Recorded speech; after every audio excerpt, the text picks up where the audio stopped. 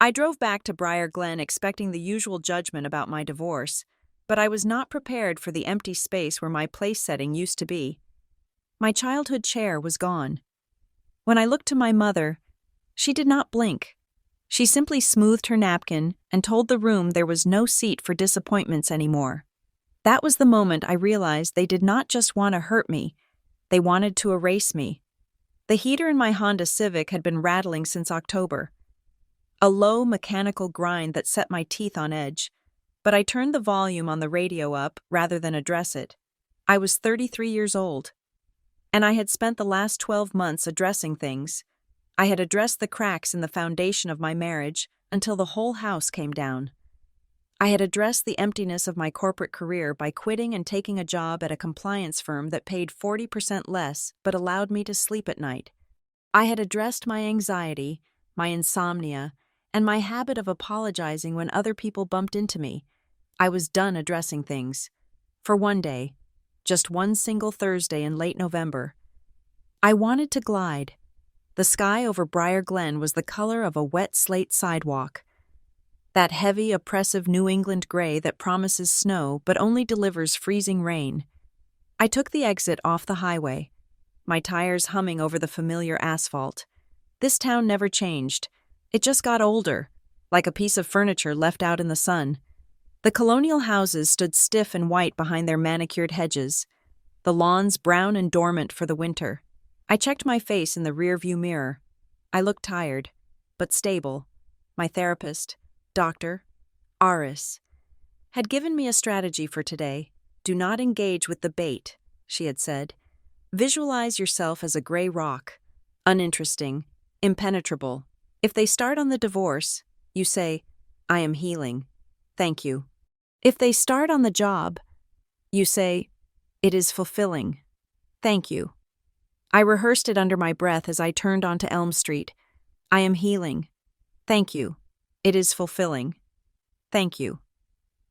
My parents' house sat at the end of a cul-de-sac, a sprawling 2-story affair with black shutters and a driveway that was freshly paved. That was new. My father, Glenn, loved paving things.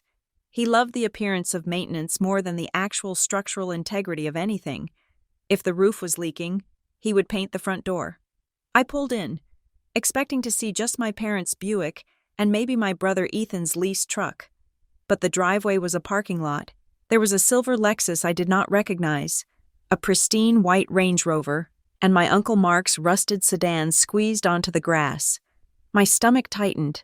A knot of dread formed right under my ribs. I had expected a quiet dinner. Just the 4 of us. Maybe Aunt Sarah and Uncle Mark.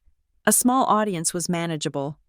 A large audience meant a performance, and nobody performed better, or crueler, than my mother. Marianne Harris. I killed the engine and sat in the silence for a moment. You are a gray rock. I told myself, you are boring. You are calm. I grabbed the bottle of Pinot Noir I had bought, expensive, $25, because showing up cheap was a cardinal sin in the Harris household, and stepped out into the biting wind. The front door opened before I even reached the porch. My mother stood there, framed by the warm golden light of the hallway. She was wearing a new dress, something velvet and deep green, and her hair was coiffed into a helmet of blonde highlights. She looked beautiful and terrifying. Scarlet, she said, you are late. I checked my watch. I am 5 minutes early. Mom, we told everyone 3 o'clock, she said, ushering me inside with a frantic wave of her hand. Not hugging me. People are already settled. Hand me your coat. Do not wrinkle it. The house smelled of sage, roasted turkey, and expensive perfume. It was warm, stiflingly so. I surrendered my coat and smoothed down my sweater. I had dressed carefully. Cashmere, slacks, boots, nothing flashy, nothing sloppy. Armor. Who is here? I asked. Following her toward the living room, I saw the Lexus outside. Oh, just some friends, she said airily. And the Rows. You remember me telling you about Dale and Cynthia Rowe? The names were vaguely familiar from our hurried, superficial phone calls over the last few months. My parents had mentioned them the way religious people mention a new prophet. Dale says the market is shifting. Cynthia thinks we need to declutter the spirit. The community mentorship couple? I asked. They are vital to the town, my mother corrected, stopping to check her reflection in the hallway mirror. Vital. Dale has been helping your father with some business restructuring. They are very important people. Scarlett, please make an effort to be pleasant. I am always pleasant, I said, but she was already walking away. The living room was full. Uncle Mark was in the corner nursing a beer. Looking uncomfortable, Aunt Sarah was talking loudly to a woman I did not know, but the center of gravity was the couple standing by the fireplace. They looked like they had been cut out of a catalog for high-end resort wear. The man, Dale Rowe, was tall, with silver hair that looked like it had been brushed with a micrometer. He wore a cashmere sweater draped over his shoulders. The woman, Cynthia, was petite, with a smile that showed too many teeth and eyes that did not blink quite enough. My father was standing next to them, holding a crystal tumbler, laughing a little too hard at something Dale had said. "Scarlett!" my father called out when he saw me. He sounded relieved, but his eyes darted away from mine instantly. Come in, come in." I walked over, forcing a smile. "Happy Thanksgiving. Dad." He gave me a one-armed hug, stiff and brief. He smelled of scotch and nervous sweat. "This is Dale and Cynthia Rowe," he said, gesturing to the couple. "This is our daughter, Scarlett." Dale extended a hand. His grip was dry and firm, like handling a piece of paperwork. "We have heard so much about you." "Scarlett," Dale said. His voice was a deep, resonant baritone, the kind of voice that sounds trustworthy until you actually listen to the words. "Have you?" I asked. "I hope it was mostly good." Dale smiled, but the corners of his eyes did not crinkle. "Marianne values transparency. She has shared some of your recent transitions." Transitions, that was a polite word for implosion. "We admire anyone who can survive a storm," Cynthia added, tilting her head, "even if they have to abandon the ship to do it." I froze. It was a dig, wrapped in a compliment, delivered with surgical precision. "I did not abandon any ship," I said, keeping my voice level. "I took a lifeboat." Dale laughed. A short, sharp sound. A lifeboat. I like that. Survival instinct. Very primal. My mother appeared at my elbow, a tray of stuffed mushrooms in her hands. "Let us not talk about ships," she said, her voice tight. "Let us talk about gratitude." "Dale, would you like a mushroom?" I stepped back, feeling the familiar rhythm of the house taking over. My feelings did not matter here. The truth did not matter here. The only thing that mattered was the image. My parents were projecting success, stability, and influence. And I was the glitch in the broadcast. I found my way to Uncle Mark. He looked at me with sad, watery eyes. "Rough year." "Kid?" he asked quietly. I shrugged. "Better now." "How are you?" "Uncle Mark?" "Same old," he said. "Your dad's got big plans. Apparently, talking about investments. Renewal? I don't know. I just came for the turkey." Renewal. I repeated. That was the word my mother had used on the phone last week. "We are entering a season of renewal." My brother Ethan entered the room then, carrying a bag of ice. He was 30 years old, handsome in a way that had opened doors for him his entire life, and currently failing at his third business venture. This one was a coffee roaster called Ember and Ash. I had refused to lend him $10,000 for an espresso machine 3 months ago, and he had not spoken to me since. He saw me and stopped. His grin was easy, practiced, but his eyes were cold. "Hey, Scar," he said. "You made it." "I did." I said, "Hi, Ethan." He dumped the ice into the bucket on the bar. "Nice car out front." "Oh wait, that is the Rose. You are still driving the Civic?" "It runs," I said. "For now," he said, popping a grape into his mouth. "Dinner is served," my mother announced, clapping her hands. "Everyone, please, to the dining room. We have a seating arrangement this year." I felt a prickle of irritation. A seating arrangement? For Thanksgiving? Usually, we just piled in. But the Rows were here, so we had to have protocol. I followed the group into the dining room. My parents had gone all out. The good silver was polished to a shine. The heavy velvet curtains were drawn against the gray afternoon. The table was extended to its full length, covered in a cream-colored cloth that I knew cost more than my weekly grocery budget. Centerpieces of dried wheat and cranberries ran down the middle. Place cards were set at every chair, written in my mother's swirling calligraphy. I walked around the table, looking for my name. Dad was at the head, Mom at the foot. Dale and Cynthia were on the right, the guests of honor. Ethan was next to Dale. Uncle Mark and Aunt Sarah were on the left.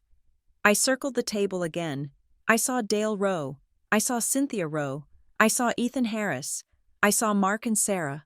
I saw the neighbors, the Millers. I did not see Scarlett. I stopped. I counted the chairs. 10 people, 10 chairs. Wait, I looked again. There was a gap on the left side, between Aunt Sarah and the end of the table where my mother sat. But there was no dining chair there.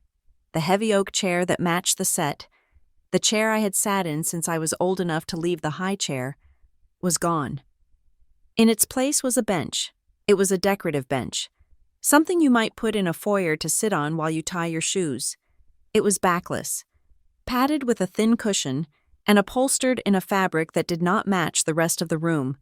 It looked like an afterthought. It looked like a mistake. I stared at it. "Mom?" I asked. My mother was busy lighting the taper candles. She did not look up. "Yes, dear? I think you forgot a chair." I said, "There is no place card for me. And this is a bench." The room went quiet. The chatter died down. Dale Rowe was unfolding his napkin. Watching me, Ethan was pouring wine, a smirk playing on his lips. My mother blew out the match and placed it on a saucer. She finally turned to look at me. Her expression was pleasant, terrifyingly calm. We did not forget. Scarlett. I looked from her to the bench, then to my father. He was carving the turkey, his knife slicing through the meat with intense concentration. He refused to look at me. "I don't understand," I said. My mother clasped her hands in front of her. "We are entering a new phase in this family. Scarlett, a phase of accountability. We have been working with Dale and Cynthia on setting boundaries, healthy boundaries." She said the words as if she had memorized them from a pamphlet. "Okay," I said slowly. "What does that have to do with my chair?" "There is no seat for disappointments," she said. The silence that followed was absolute. It was so heavy it felt like the air had been sucked out of the room. I heard the clock ticking in the hallway. I heard the clink of the carving knife hitting the platter. I laughed. It was a reflex, a short, nervous sound.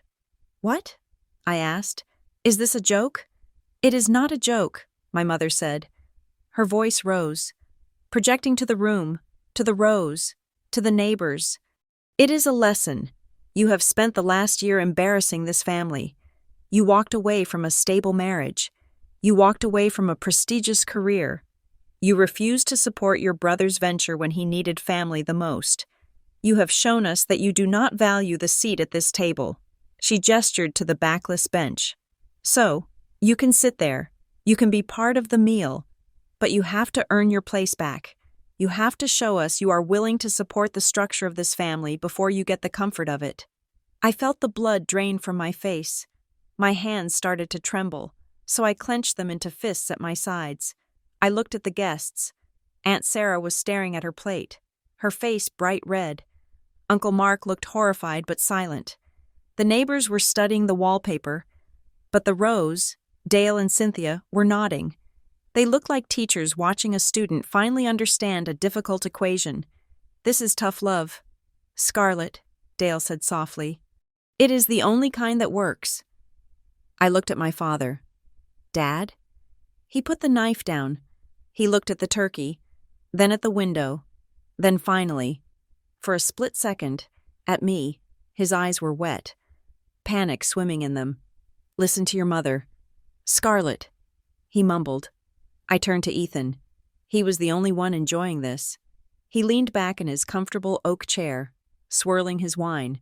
"Ethan," I said, "you can't be serious. It is not personal." "Scar," he said. He shrugged.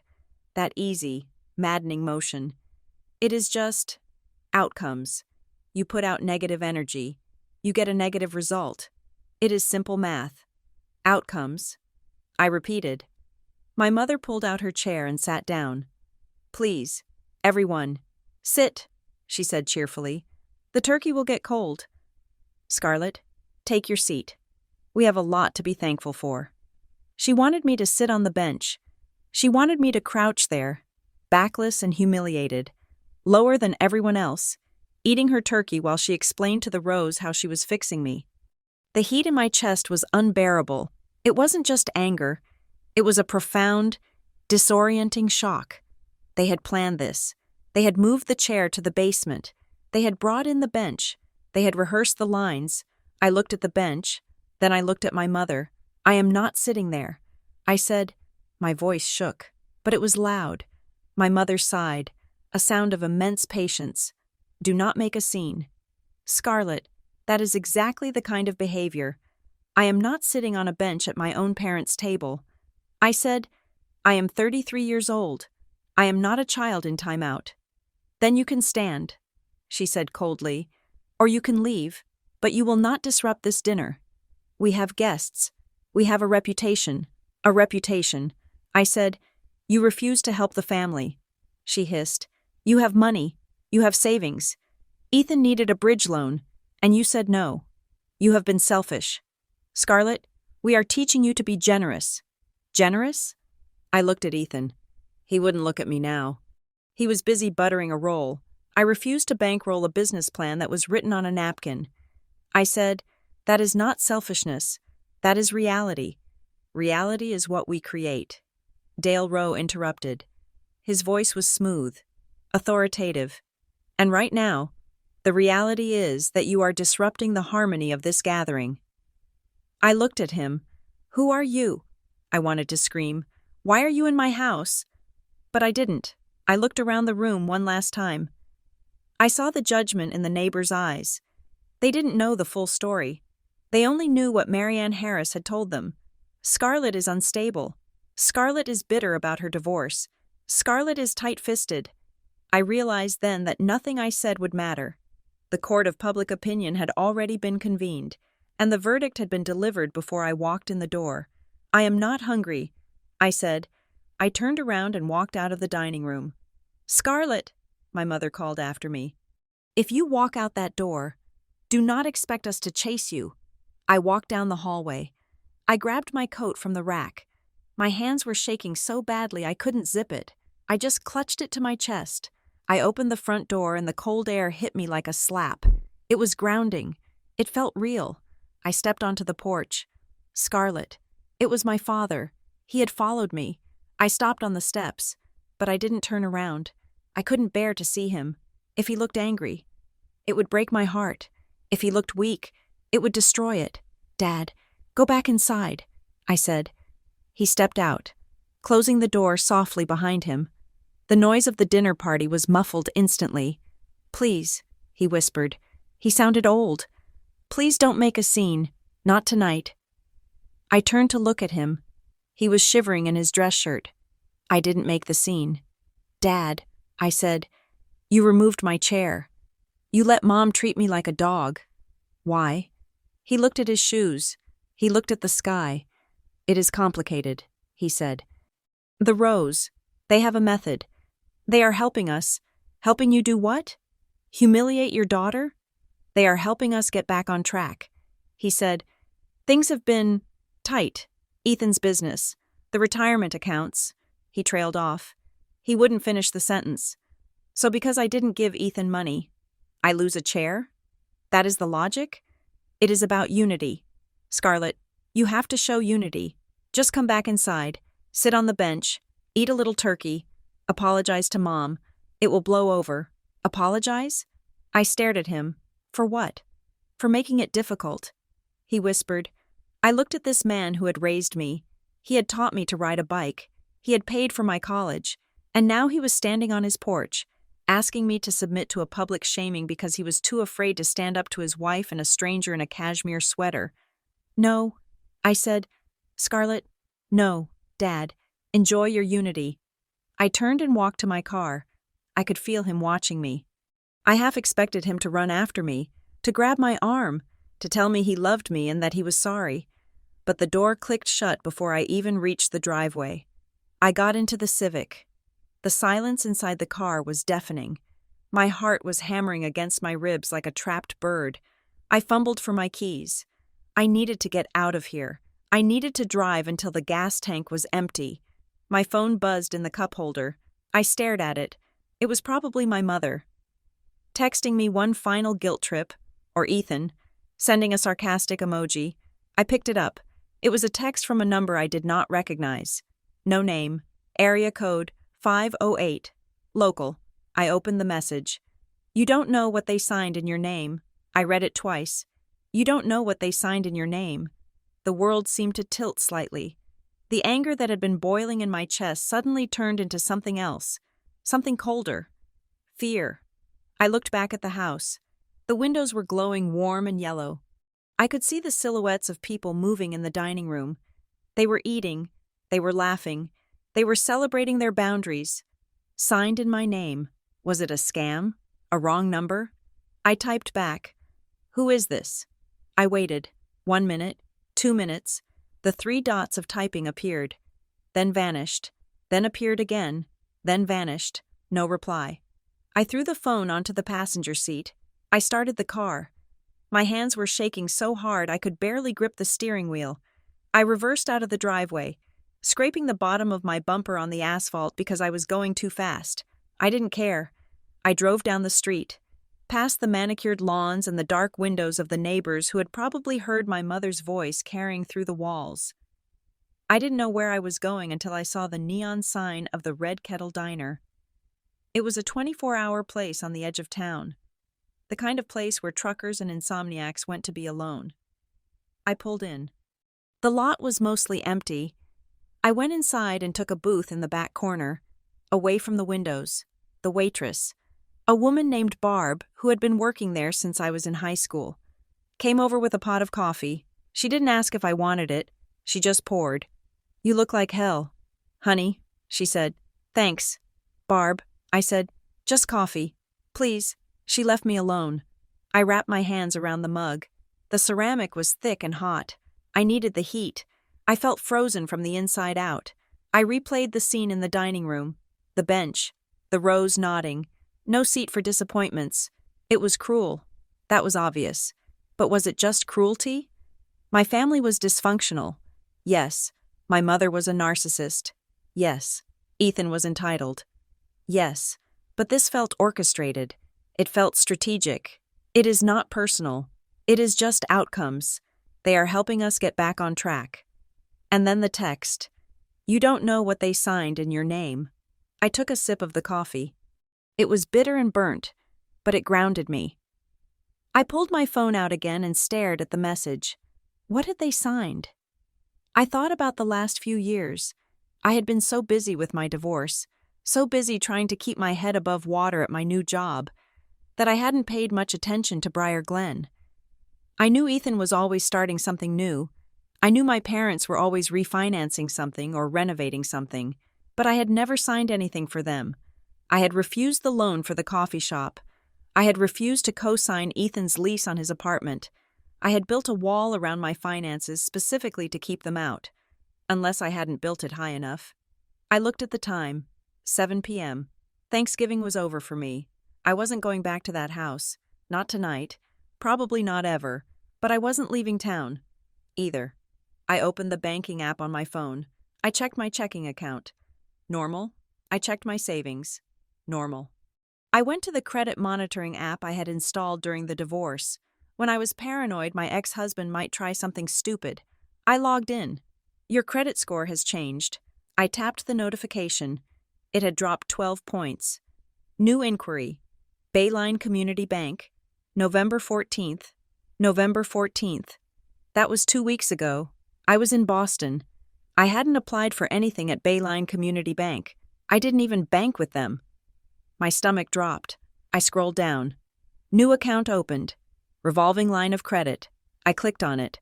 The details were sparse. Just the bank name and the date. I put the phone down. The bench wasn't just a punishment. It was a distraction. My mother had made a spectacle of my disappointment to the entire town. She had painted me as the prodigal daughter, the one who abandoned the family, the one who couldn't be trusted. Why? To explain why I wasn't there?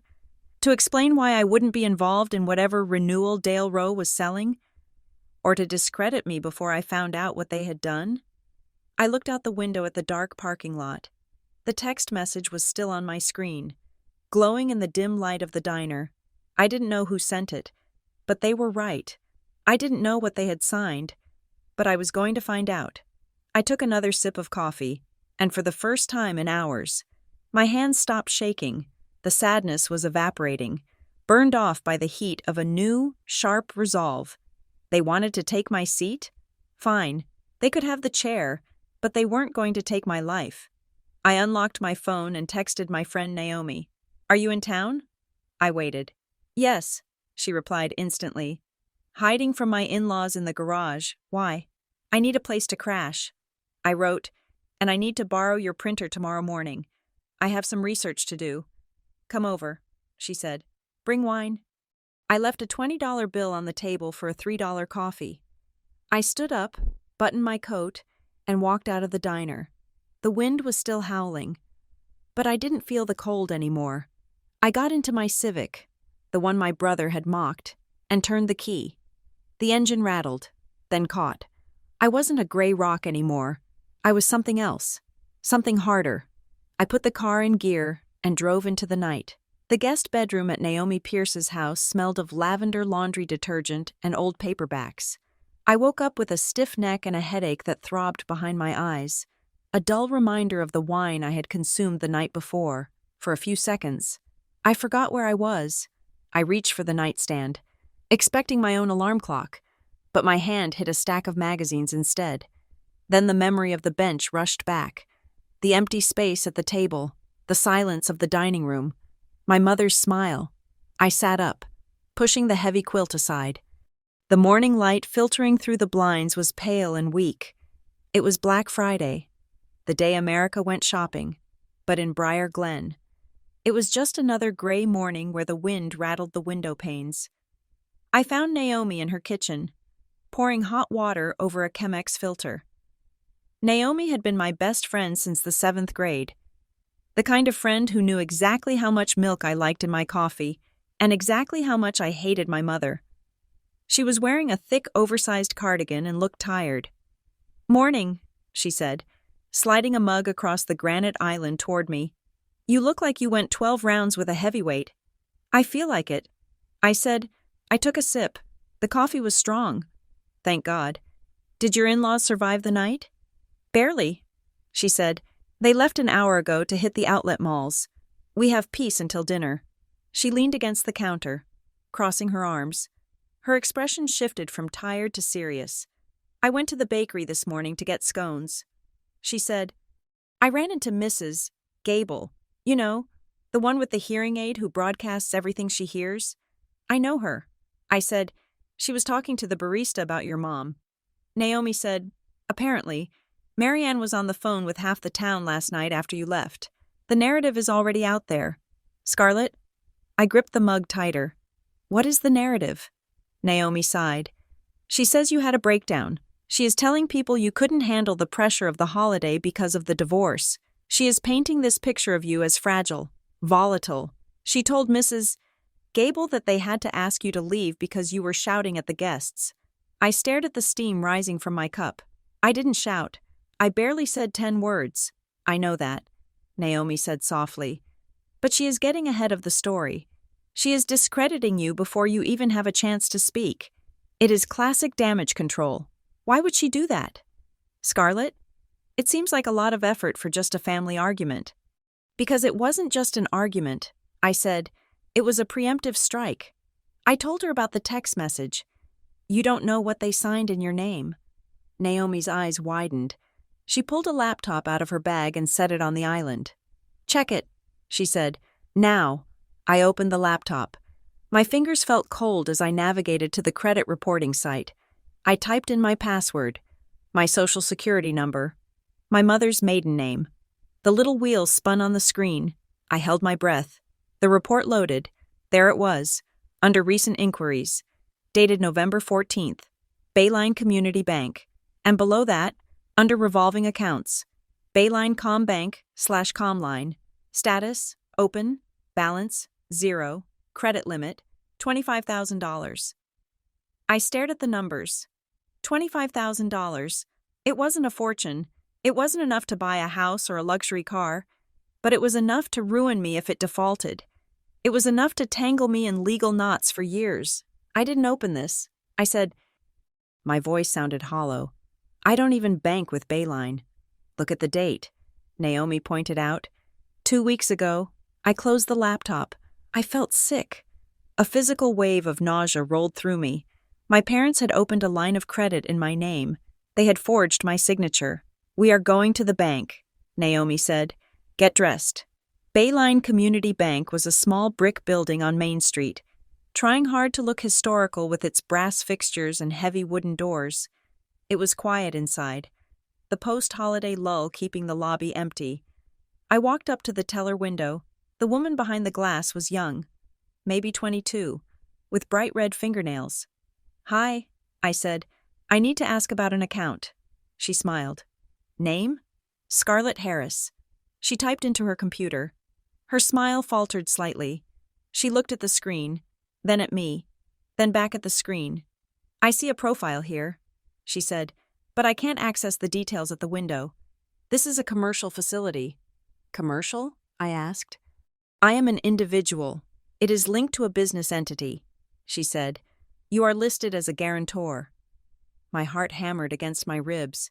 What business entity? She hesitated. I'm not sure I am the guarantor. I said, keeping my voice steady. If I am on the hook for the money, I am allowed to know who I am guaranteeing. She glanced at the manager's office, which was closed. She lowered her voice. It is a co-signed application, she said. The primary borrower is Harbor Light Renewal Group, LLC. Harbor Light Renewal Group. I had never heard those words in that order before. Thank you, I said. I walked out of the bank before I started screaming. Naomi was waiting in the car. The engine running. Harbor Light Renewal Group, LLC. I said as I got in, never heard of it. She said, let's find out who they are. We drove back to Naomi's house. I spent the next hour on the Secretary of the Commonwealth's website, searching for business filings. I found it. Harbor Light Renewal Group, LLC, formed 6 months ago. Principal office, 14 Maple Terrace, Briar Glen. That was my parents' address. I clicked on the filing history. There was an initial certificate of organization. I opened the PDF. There were 3 names listed under managers: Glenn Harris, Marianne Harris, Scarlett Harris. I stared at my name typed in neat, black letters. I was listed as a managing member. I scrolled down to the signature page. There was a scrawl that looked vaguely like my signature, but the loop on the S was wrong. It was too tight. I made my loops wide. They made me a partner. I whispered, without telling me. Why? Naomi asked, reading over my shoulder. Why put you on the paperwork? Because they have bad credit, I said, realizing it as I spoke. Dad declared bankruptcy 10 years ago. He is still a risk. Mom has never had income. They needed a third name with a clean history and a high score to get the loans approved. They used me as a prop. I stood up. I needed to move.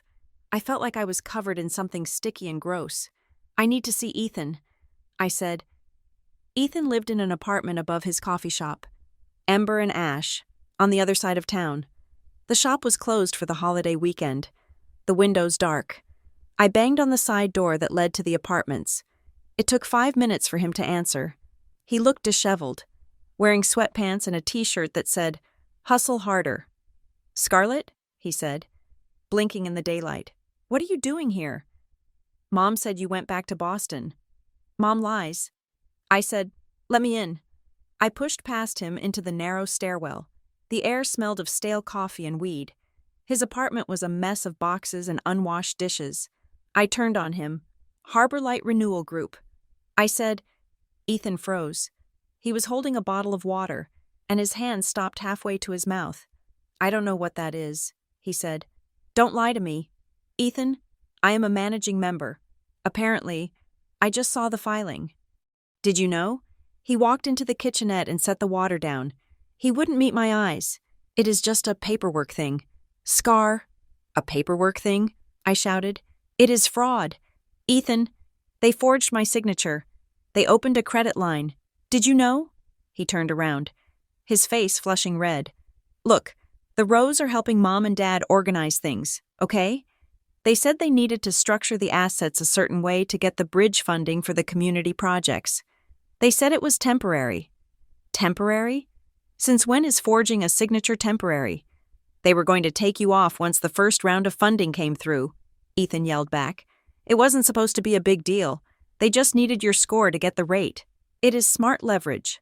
Scarlett, that is how business works. That is how prison works. I said.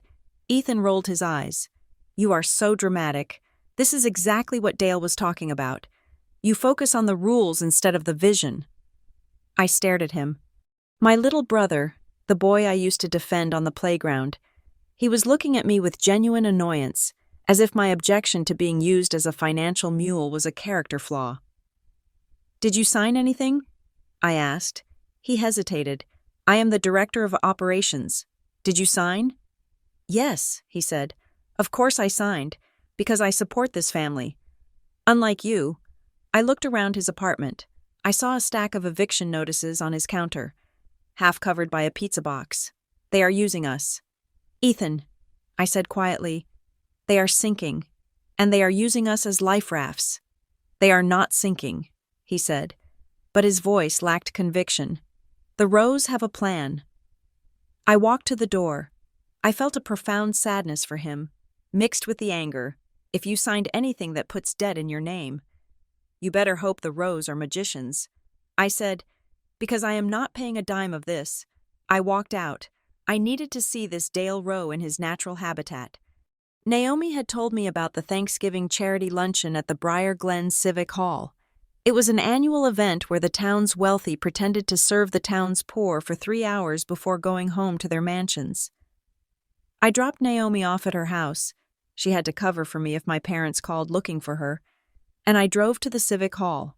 The parking lot was full. I parked the Civic between 2 Mercedes and walked in. The hall was decorated with orange streamers and paper turkeys. Tables were set up in long rows. The air smelled of instant mashed potatoes and self-satisfaction. I stayed near the back, by the coffee station. I scanned the room. My parents weren't there, probably resting up for the next performance. But Dale and Cynthia Rowe were working the room like politicians. Dale was wearing a suit that looked tailored in Italy. He was shaking hands, touching elbows, leaning in to listen with intense, performative empathy. Cynthia was beside him, handing out pamphlets. I moved closer, trying to blend in with a group of volunteers. I heard a woman speaking to Dale. "Oh, Mr. Rowe," she gushed. "The seminar last week was life-changing. Truly. My husband and I finally feel like we are on the same page." Dale smiled. "It is not about me, Mrs. Higgins. It is about unlocking the resilience you already have. We just provide the framework. Helping families stay strong," Cynthia added, nodding. "That is the mission." I watched them. They were good. They were very, very good. They didn't look like con artists. They looked like the kind neighbors you trusted with your spare key. Then Dale looked up, across the room, over the heads of 20 people. His eyes locked onto mine. He didn't look surprised. He smiled. He said something to the woman, patted her shoulder, and began to make his way toward me. He moved with a fluid, predatory grace. "Scarlett," he said when he reached me, "I didn't expect to see you here. I thought you had returned to the city. I am still here." I said, "I am glad." He said, "He stood too close. It was a power move, invading my personal space just enough to make me uncomfortable. Running away rarely solves the underlying dissonance. I am not running away." I said, "I am fact-finding." His smile didn't waver, but his eyes hardened. A tiny shift, like a shutter clicking. "Fact-finding," he repeated, "a very analytical approach. Your mother mentioned you have a hard time trusting the process. I have a hard time trusting people who remove my furniture. I said. Dale chuckled softly. The chair was symbolic. Scarlett, it was a physical manifestation of a spiritual reality. You had removed yourself from the family unit emotionally. We just made the physical environment match the truth. It is restorative. It was humiliating. I said, growth often is. He said. He leaned in closer. His cologne smelled of sandalwood and money. I understand rebellious daughters. Scarlett, I have worked with many. You feel unseen. You feel used. You lash out to prove you exist. It is a very common pathology. I am not a pathology. I said, I am a victim of identity theft. The smile vanished. Completely. For 1 second, I saw the man beneath the mask. He looked bored. Dangerous and bored. That is a very heavy term, he said softly. I would be careful where you throw it. Words have weight. You wouldn't want to crush your parents with false accusations. They are fragile right now. He stepped back, the smile snapping back into place. We are having a small gathering on Sunday, a restorative family meeting, just the core group. I think you should come. We can clear up these misunderstandings about paperwork. I didn't answer. Think about it. He said, it is time to come home. Scarlett, he turned and walked away, slipping back into the crowd of admirers. I stood there, shaking. He hadn't denied it. He hadn't denied the paperwork. He had just threatened me with my parents' fragility. I left the hall. I needed proof. I had the online filing, but I needed something concrete. I needed to know exactly how deep this went. I checked my watch. 2:00. My parents would be at the elderly outreach tea until 4. It was on the calendar my mother sent out to the family group chat every month. The house would be empty. I drove to Maple Terrace. The driveway was empty. I used my key. I had debated giving it back yesterday, but I was glad I hadn't. The house was silent. It felt different now. It didn't feel like my childhood home. It felt like a stage set. I went straight to the kitchen. My grandmother's recipe box was kept on the top shelf of the pantry. It was an old wooden box, hand-painted with faded flowers. It was the only thing in the house my mother hadn't replaced with something modern and soulless. I told myself I was just getting the recipes. I wanted her apple pie recipe. That was the excuse. I pulled the step stool over and reached for the box. I brought it down to the counter. I opened it. The smell of old vanilla and cinnamon wafted out. I flipped through the cards. Apple crisp, beef stew, cornbread. At the back of the box, behind the desserts divider, there was a white business envelope. It was thick. On the front, someone had written, Scarlett, if anything happens. I froze. It wasn't my grandmother's handwriting. Her handwriting was spindly and looped. This was block print. Heavy. Urgent. My heart started to race. If anything happens. I opened the envelope. Inside, there were folded sheets of paper. I unfolded them. They were emails, printed out from my father's AOL account. The first one was dated 3 months ago. From Marianne Harris to S. Ridgway. Ridgway Legal Services. Subject, Compliance Strategy. Simon, we are proceeding with the entity formation. Dale advises that we need 3 managers to secure the Tier 1 funding status. We will list Scarlett as the 3rd. She is currently unresponsive to requests for support, so we will need to handle the execution on this end. Dale says this falls under implied familial consent, given her future inheritance status. Please prepare the documents. We need to keep her compliant on paper until the bridge loan clears. If she finds out before the funding is liquid, it could jeopardize the asset protection. Make the holiday message clear. We need unity. I read it again. Implied familial consent. Handle the execution on this end. They discussed it. They planned it. It wasn't a mistake. It wasn't Ethan being sloppy. It was a strategy. Keep her compliant. I flipped to the next page. It was a reply from Simon Ridgway. Marianne, understood. I will draft the operating agreement with the substitution clause. Ensure you have the notary lined up. I recommend using the mobile notary Dale uses. She is discreet. Once the HRG account is funded, We can look at refinancing the house. Refinancing the house. I looked at the date. 3 months ago. They had been planning to use my credit to save their house and fund this Harbor Light scheme for months. And the no seat at Thanksgiving? That was the psychological warfare. They wanted to beat me down, make me feel small and guilty, so that when I eventually found out, I would be too weak to fight back. Or maybe they hoped I would be so desperate for their approval, I would just sign whatever they put in front of me retroactively. I folded the papers and shoved them into my purse. I took the recipe box too. I wasn't leaving anything of value in this house. I walked out the back door, my pulse thudding in my ears. I felt like a burglar in my own life. I got back to the car and drove a few blocks away before pulling over. I couldn't drive. I was crying, hot, angry tears that burned my face. It wasn't just money. It was the betrayal. They looked at me and saw a resource, a credit score, a tool. My phone buzzed. I wiped my eyes and looked at the screen. Voicemail. Dad. I hadn't heard the phone ring. I must have had it on silent. I pressed play. There was a long pause. I heard breathing. I heard the sound of a car passing in the background. Scarlett. My father's voice said. He sounded terrified. Scarlett, I know you are angry. I saw you at the house today. I saw your car leaving. He paused. His voice cracked. I can't explain now. I can't talk about it. But please, just go back to Boston. Don't dig into this. You are not safe in the middle of this. Dale is, the group is, just go. Please. The line went dead. I stared at the phone. You are not safe. He wasn't talking about emotional safety. He wasn't talking about my feelings. He was talking about something else. I looked at the stack of emails in my purse. Implied familial consent. Discreet notary. This wasn't just a family dispute anymore. This was a conspiracy. And my father was scared. I put the car in gear. I wasn't going back to Boston.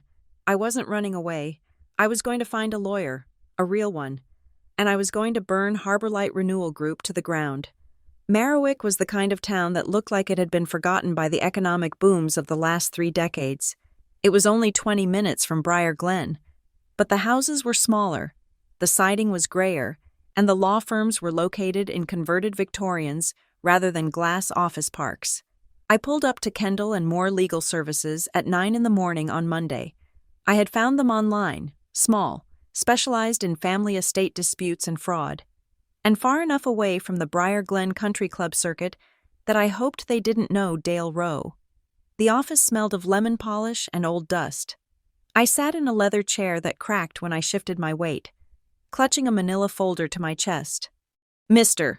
Kendall was a man in his 60s with wire-rimmed glasses and a suit that had seen better days. He looked tired, but his eyes were sharp as he leafed through the papers I had brought. The credit inquiry, the LLC filing, the emails from my mother to Ridgway Legal. He read in silence for a long time. The grandfather clock in the corner ticked loudly. Finally, he took off his glasses and rubbed the bridge of his nose. This is a mess. Miss Harris, he said. I know. I said, is it legal? He tapped the email printout. The term implied familial consent is not a legal concept, he said. It is nonsense. It is something people say to justify fraud. If you did not sign the operating agreement for Harbor Light Renewal Group, and your name is on it as a manager, that is forgery. If they use that forgery to open a line of credit, that is bank fraud. He looked at me over the paperwork. The problem is the entanglement, I repeated. If you report this to the police, you are arresting your parents, he said bluntly, and your brother. If Ethan is the director of operations and signed these papers knowing your signature was faked, he is an accessory. I felt a cold knot tighten in my stomach. I didn't want to send Ethan to jail. I just wanted my name off the loan. Can we just fix it? I asked. Can I just tell the bank it was a mistake?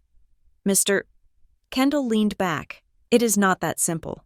If this entity, this Harbor Light Renewal Group, has been operating for months, they might have used your creditworthiness to secure other things. Leases, vendor contracts, insurance policies. If you pull the thread, the whole sweater might unravel. And if there is collateral involved, say your parents' home, and the loan is called due because of fraud, the bank could foreclose immediately. He paused, letting that sink in. You need to know exactly what your name is attached to before we fire the first shot, he said. We need the full operating agreement. We need the loan documents. We need to know if there are other guarantors, because right now, you are walking in the dark. I stood up. My legs felt shaky. I need to get the documents. I said, Mister. Kendall nodded. Get them. He said, but be careful. People who forge signatures are usually desperate, and desperate people do not like being cornered. I drove back to Briar Glen in a daze. The gray sky pressed down on the trees, matching the heaviness in my chest. Desperate people. My parents weren't criminals. They were people who cared too much about appearances. They were people who bought a new car when they couldn't pay the electric bill because the neighbors were watching. But fraud? Systemic. Organized fraud? I pulled into the driveway at Maple Terrace.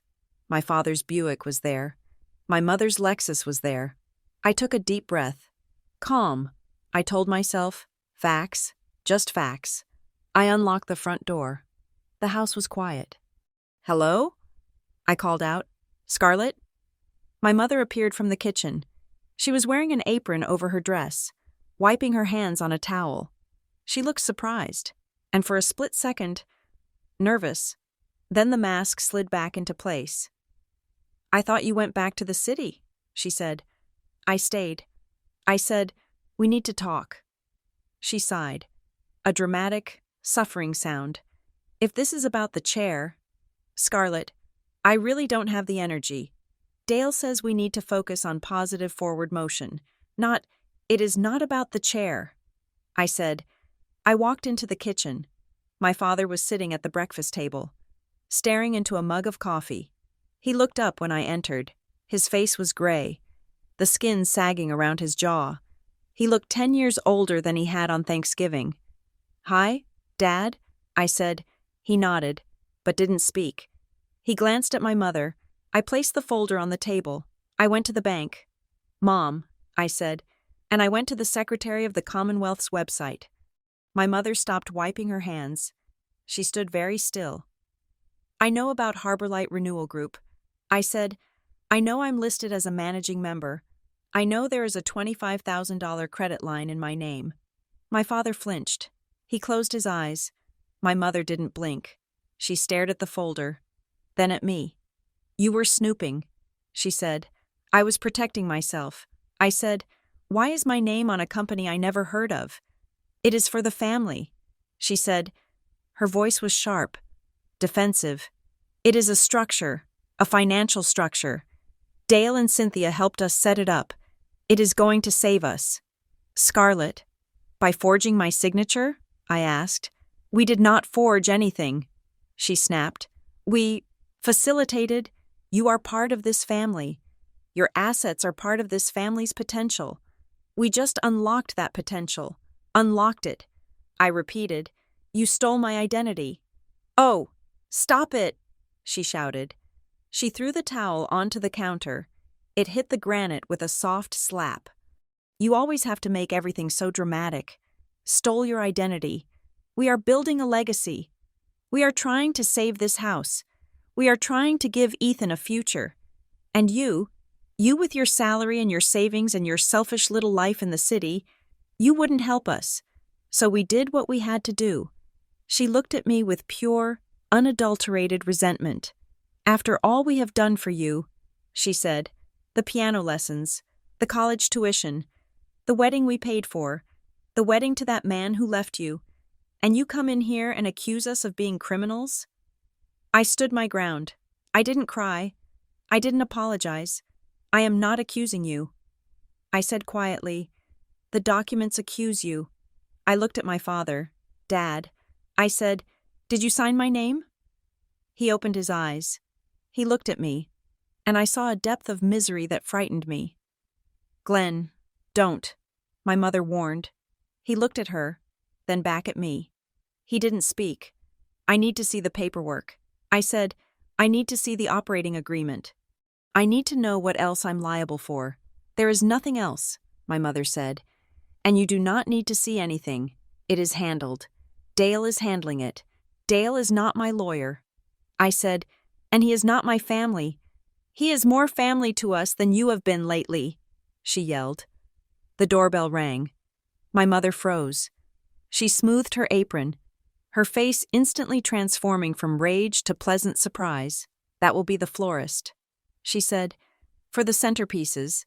She looked at me. Stay here, she hissed. And fix your face. You look hard. She walked out of the kitchen, her heels clicking on the tile. I heard her voice in the hallway, bright and artificial. Oh, hello? Yes, right this way. I was alone with my father. Dad, I whispered, please, tell me what is going on. He looked at the doorway to make sure she was gone. Then he reached into his pocket. His hand was shaking. He pulled out a crumpled receipt slip. He grabbed a pen from the table and scribbled something on the back. He slid it across the table to me, his eyes wide and terrified. Basement file cabinet, green binder. He looked at me, then at the door. Go, he mouthed. I grabbed the paper and shoved it into my pocket. I walked out of the kitchen, past the dining room where my mother was chattering to a delivery man holding a bouquet of hydrangeas. I slipped through the mudroom door and down the stairs to the basement. The basement was finished, but it smelled the way all basements do. Damp earth and cardboard. This was where my parents stored the ghosts of their past lives. Boxes of old clothes, exercise equipment draped in sheets, and in the corner. My chair. I stopped. There it was. My childhood dining chair. Exiled. It was sitting next to the furnace, covered in a layer of dust. I felt a pang of grief, but I pushed it down. I didn't have time for symbols. I went to the file cabinet against the far wall. It was an old metal beige thing. I pulled the top drawer, locked. I pulled the second drawer, stuck. I yanked harder. It groaned and slid open. Inside, the files were messy. Tax returns from 1998. Warranties for appliances they no longer owned. I dug to the back. There it was. A thick, lime green binder. The label on the spine was handwritten in black marker. H.R.G. Funding Pathway. I pulled it out. I opened it on top of the washing machine. The first page was a mission statement. Harbor Light Renewal Group.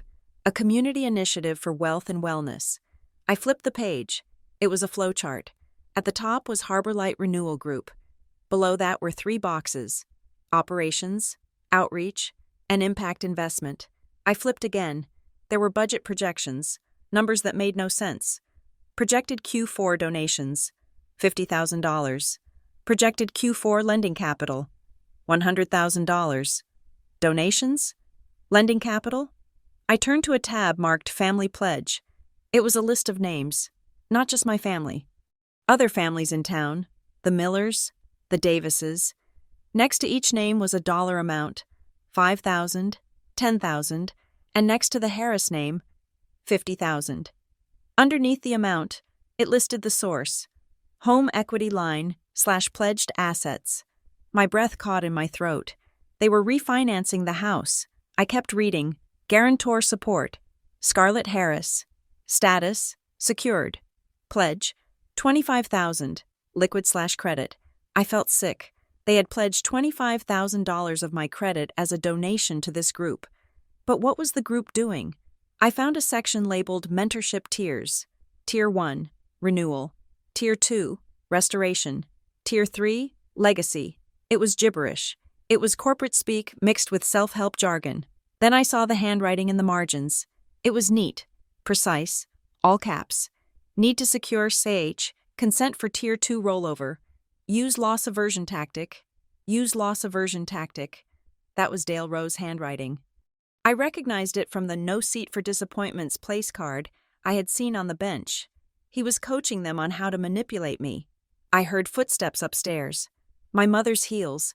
I slammed the binder shut. I couldn't take it. If she saw it missing, she would know. I pulled out my phone.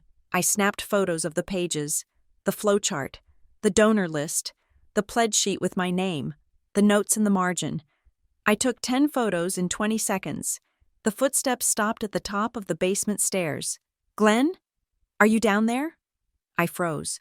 I shoved the binder back into the drawer. All the way to the back. I kicked the drawer shut. No. Mom! I called out. Just looking for some wrapping paper. I waited. Well, hurry up, she called down. We have to leave for the club in 10 minutes. I let out a breath I didn't know I was holding. I walked over to my chair. I ran my hand along the back of it. I am coming back for you, I whispered. I left the house 5 minutes later, clutching my phone like a lifeline. I told my parents I had a work call and had to go. My father wouldn't look at me.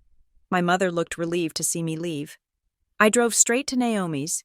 She was waiting for me on her front porch, wrapped in a blanket. Well? She asked as I walked up the steps. I showed her the photos on my phone. It is not a business. I said, it is a cult, or a Ponzi scheme, or both. Naomi scrolled through the images. Her face grew pale. Harbor Light Renewal Group isn't selling anything, she said. Look at this budget. Donations, impact investments. They are taking money from families and calling it investment, and using it to pay who? I asked. She pointed to a line item on the expense page. Consulting fees. Row Mentorship Solutions. There it is. I said, they drain the equity out of these families, funnel it into the nonprofit, and then pay themselves consulting fees. And look at this list, Naomi said, zooming in on the donor names, the Millers, the Davises, the Perkins family. What about them? I saw Mrs. Perkins at the library last week, Naomi said. She looked awful. She told me she couldn't afford the late fees on her books, but here she is, listed for a $10,000 pledge. They are bleeding the town dry. I said, Naomi looked up at me. There is something else. Scarlett, I asked around about the Rows this morning, just casually, and the families they mentor? They disappear. Not physically, but socially. The Perkins used to host the block party. They stopped this year. The Davises used to go to the same church as my parents. They quit 3 months ago. Dale Rowe tells them that their old friends are anchors holding them back. He isolates them so nobody can tell them they are being robbed. Like removing a chair. I said, exactly. I sat down on the porch swing. The cold wind bit at my face, but I felt feverish. My parents are in deep, I said. They pledged $50,000. They don't have $50,000, which means they are leveraging the house. Naomi said, and if the house goes, and they used my name to secure the gap. I said, I looked at the street. A gray sedan drove by. It looked like the Rose Lexus, but I couldn't be sure. I was starting to see them everywhere. I need to talk to someone on the inside. I said, someone who isn't a true believer. Cynthia? Naomi suggested. She seems just as brainwashed as the rest of them. Maybe, Naomi said. Or maybe she is just the best actress. I saw her at the grocery barn on Tuesdays. She does her shopping alone. No Dale. I checked the time. It was Tuesday. I found Cynthia Rowe in the pasta aisle of the grocery barn. She was wearing a beige trench coat and staring at a box of angel hair pasta with an intensity that suggested she was trying to decode a secret message on the packaging. Cynthia, I said. She jumped. She actually jumped, dropping the box. It clattered to the floor. Oh, she gasped. Scarlett, you startled me. I picked up the box and handed it to her. I am sorry. I said, I didn't mean to sneak up on you. She took the box, her fingers trembling slightly. Her nails were manicured to perfection, a soft shell pink. It is fine, she said. I was just thinking. About the renewal? I asked. She looked at me sharply. Her eyes were wide, the pupils small. About dinner, she said. Just dinner. I looked at her cart. It was full of kale, quinoa, organic chicken, healthy things, control things. Cynthia, I said, keeping my voice low. I saw the binder. She froze. The green binder. I said, in my parents' basement. I saw the funding pathway. I saw the consulting fees. She looked around the aisle. There was an elderly man looking at tomato sauce a few feet away. She stepped closer to me, lowering her voice to a whisper. You shouldn't be snooping. Scarlett, Dale values privacy. Does Dale value forgery? I asked, because my name is on those documents. She flinched. It is a misunderstanding, she said. Her voice sounded mechanical. A placeholder. We are just arranging the energy. Arranging the energy? Cynthia, they are taking out loans they can't pay. They are isolating themselves from everyone who loves them, and you are helping him do it. She closed her eyes for a second. In that moment, the perfect facade cracked. I saw a woman who was exhausted, terrified. We are helping them, she whispered. We are teaching them to be self-sufficient. By taking their money? By teaching them commitment, she hissed. Her eyes snapped open, and they were wet. You don't understand. You leave. You run away when it gets hard. Dale stays. Dale fixes things. He is fixing them into bankruptcy. I said. She gripped the handle of her shopping cart so hard her knuckles turned white. You need to stop. Scarlett, you are going to ruin it. The harvest is almost ready.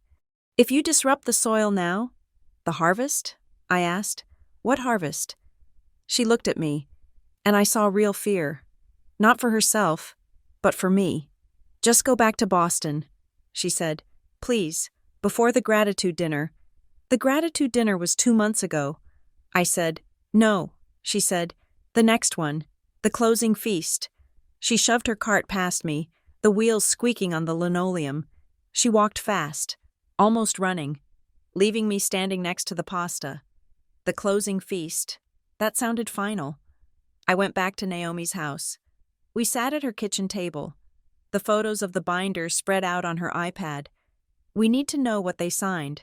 I said, I need the actual documents, not just the internal notes. I can't ask my parents. They will destroy them if they know I know. I can't ask the bank without triggering a fraud investigation that arrests my father. So I have to ask the lawyers. Ridgway Legal Services. Naomi read from the screen. They are the ones who drafted it. I opened my laptop. I am going to fish, I said. I created a new email address. Charis, accounting@gmail.com. I typed out a subject line. Tax documentation request. Harris/H.R. Dear Mr. Ridgway, I am writing to request copies of the executed operating agreement and the guarantor acknowledgement for Harborlight Renewal Group, LLC, for my personal tax records. My mother, Mary Ann, mentioned that the files were finalized last quarter, but I seem to have misplaced my copies of the signed signature pages. Please forward them at your earliest convenience so I can ensure my filing is accurate for the fiscal year. Best, Scarlett Harris. I hovered over the send button. It was risky. If Ridgway called my mother to verify, the game was up. My parents would know I was digging. They might hide the money. They might accelerate whatever closing feast Cynthia was talking about. But if Ridgway was just a busy lawyer who assumed the managing member had a right to her own paperwork, he might just hit reply. I looked at Naomi. Do it, she said. I clicked send. I closed the laptop. My hands were shaking again. Now we wait. I said. We didn't have to wait long for the universe to kick me while I was down.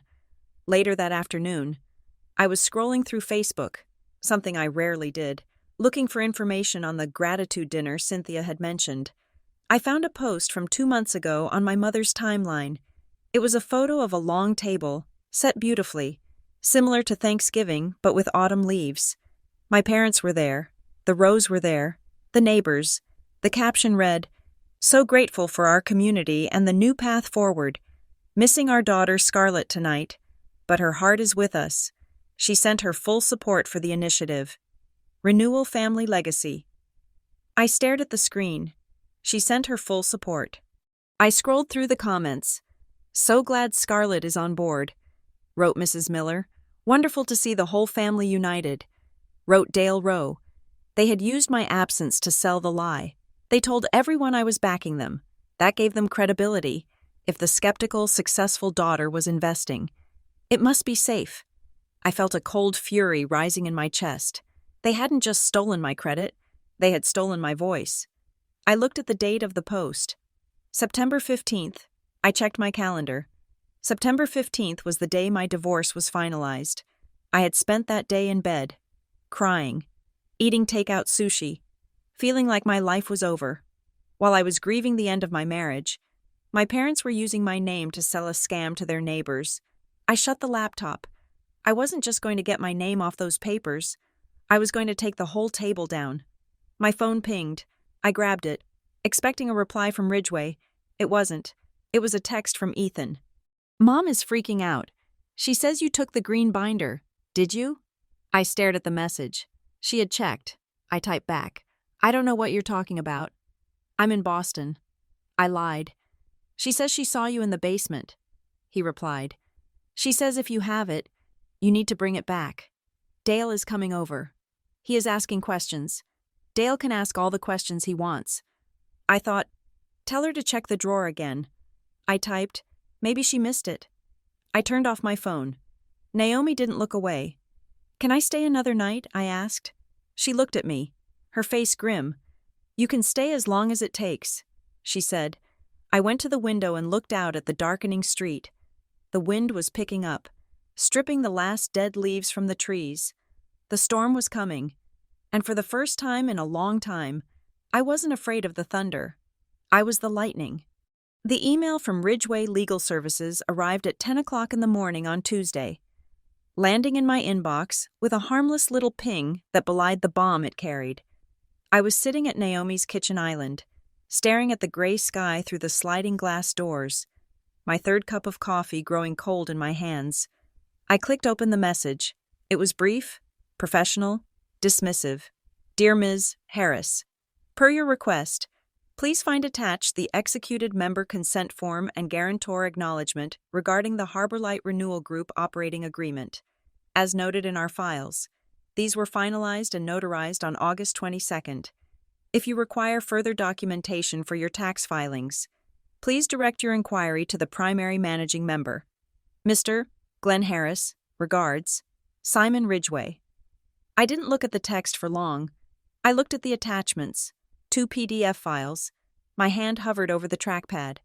I felt a physical resistance, a heavy inertia, as if opening them would make the nightmare irreversible, as long as they were just unopened files. Maybe it was still a mistake. Maybe it was still just a misunderstanding. I clicked the first one, member consent form. It opened. I saw the legal boilerplate, the undersigned, being all the members of Harbor Light Renewal Group, LLC, hereby consent to the following actions. I scrolled to the bottom. There were 3 signature lines: Glenn Harris, signed in his shaky, looping script; Marianne Harris, signed with her sharp, aggressive slant; Scarlett Harris. I stared at it. The signature was a good forgery. It had the right initial loop on the S, the right tail on the T, but the spacing was wrong. I signed my name fast, with a forward momentum.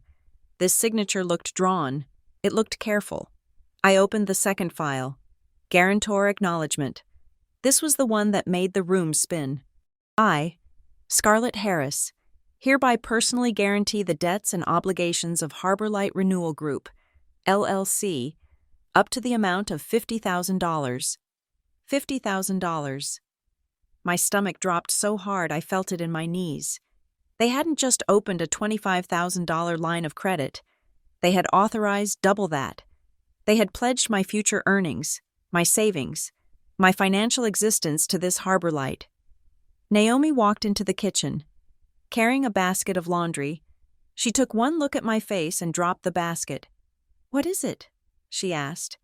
I turned the laptop toward her. "August 22nd. I said. My voice sounded stripped, raw. That was 3 days after I told them I wouldn't give Ethan the loan.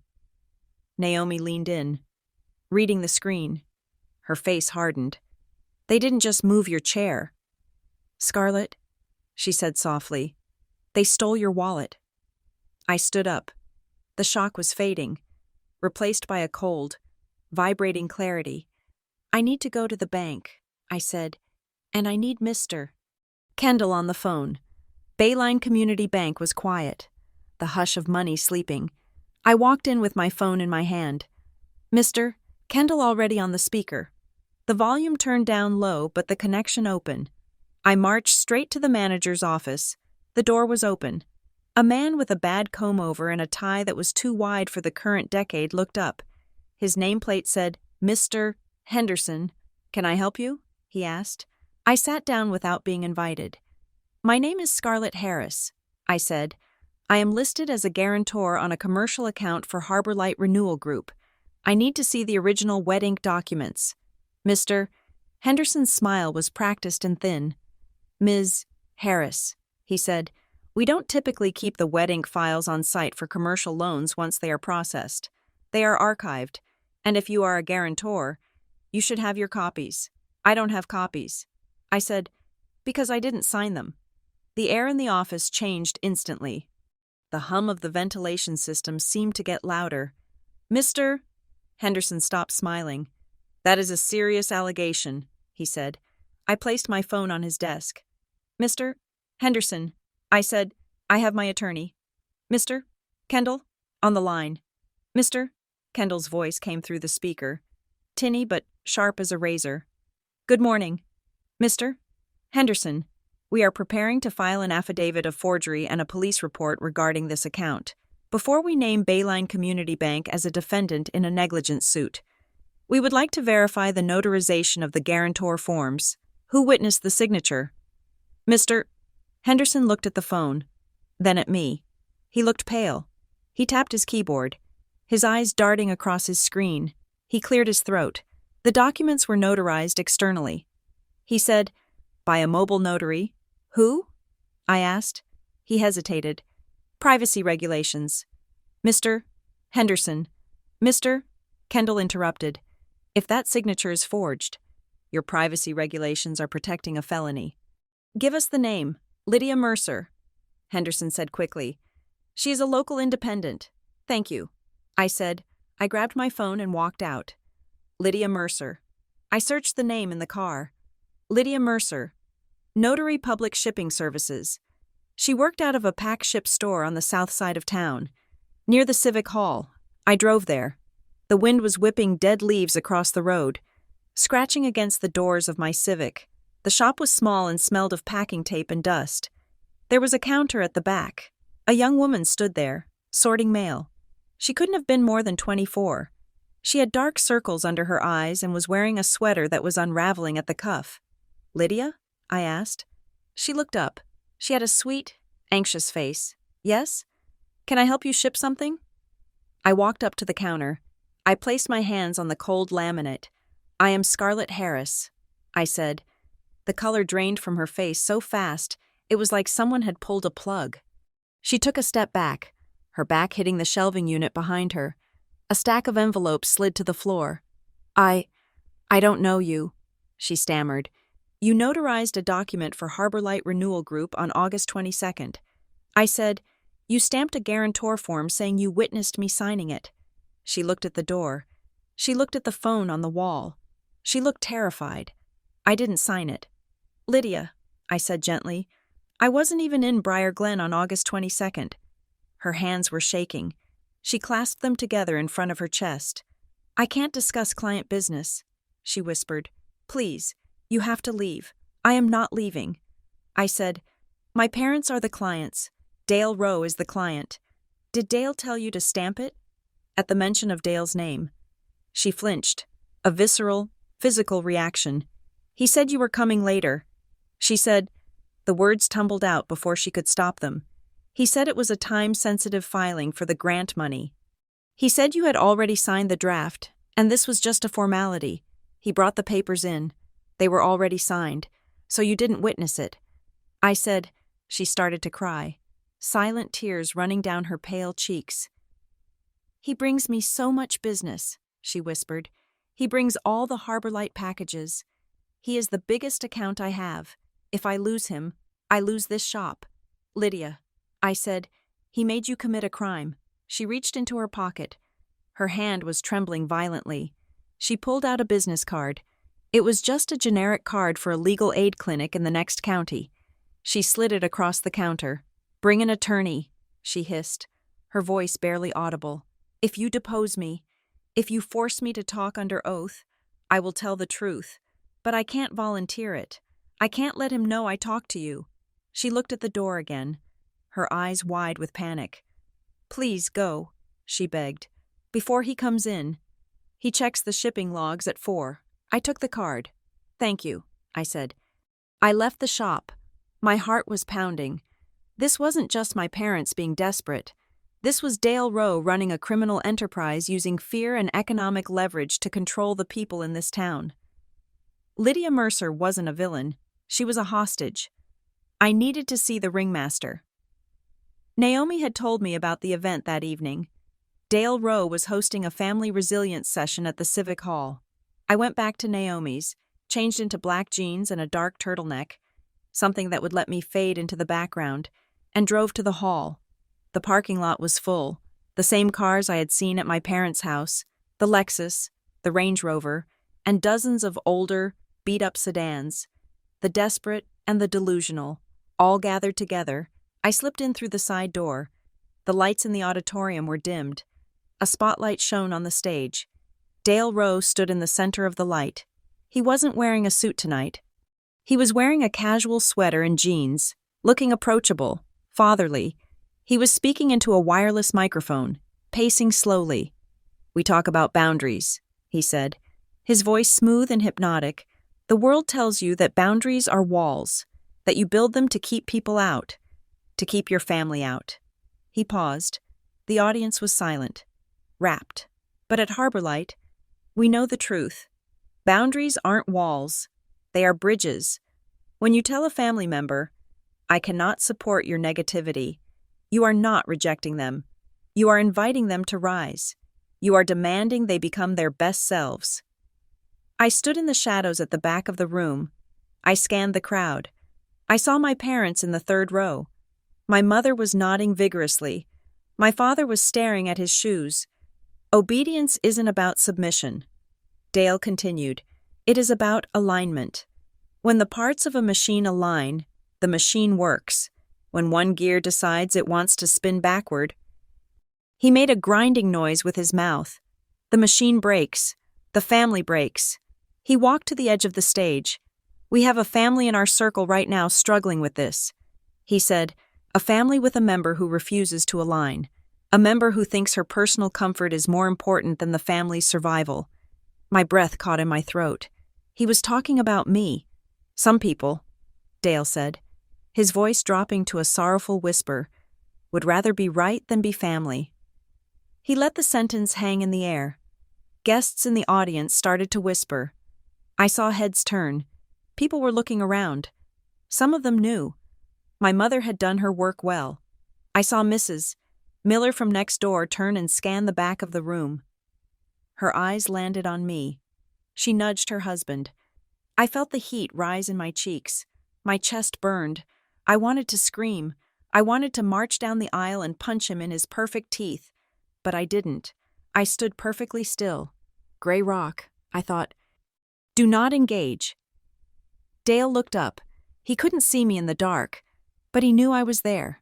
He smiled. A sad, benevolent smile. "But we keep a seat for them, don't we?" he asked the crowd. "We keep the door open. We wait for them to drop their ego and pick up their responsibility." Applause broke out. Polite, rhythmic applause. My mother was clapping the hardest. I turned and walked out.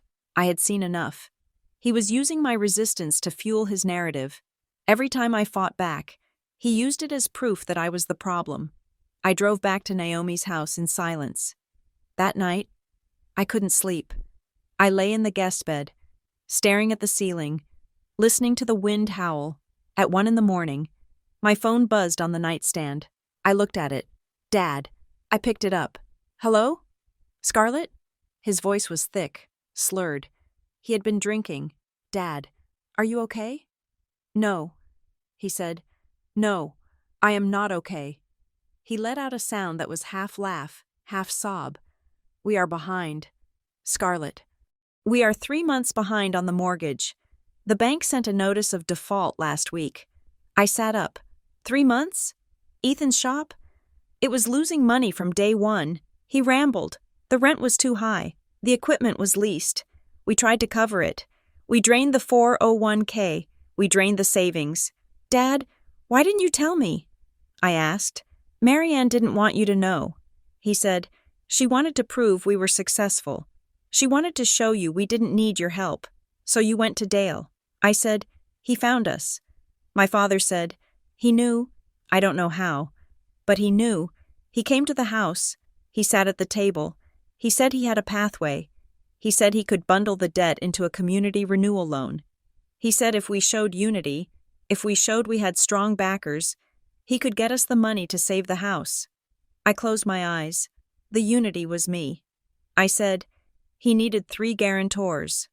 My father whispered, me, Mom, and you signed my name. He didn't answer. I heard him breathing. Short, jagged breaths. Dad, I asked, my voice trembling, did you sign it? Or did he? He put the pen in my hand. Scarlett, he said, she will thank you later. She will thank you when the house is saved. And you believed him? I wanted to believe him, he cried out. The sound was wretched. I wanted to believe there was a way out. I am 65 years old. Scarlett, I have nothing. I have nothing but this house and a mountain of debt. I was scared. I gripped the phone. And now? I asked. Where's the money? He says it is coming. My father said. He says it is tied up in the allocation phase.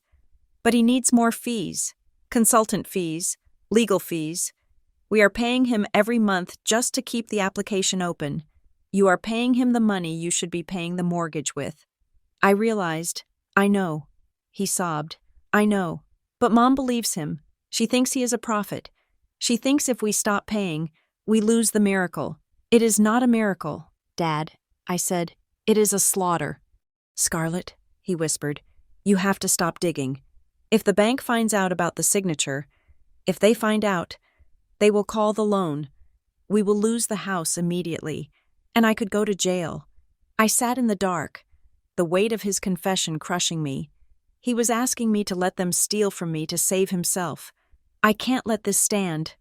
Dad, I said, I can't let you drag me down with you. Please, he begged. Just give us until Christmas. Just a few weeks. Dale promised the funding by Christmas. Dale is lying. I said, Scarlett, goodbye, Dad. I hung up. I stared at the phone. My hand was shaking so hard, I dropped it onto the mattress. The next morning, the storm broke. I was in the kitchen with Naomi, trying to force down a piece of toast, when there was a frantic pounding on the front door. Naomi looked at me.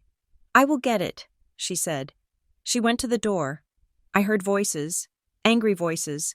I walked into the hallway. My mother was standing in the foyer, wet from the rain, her hair plastered to her forehead. She looked wild.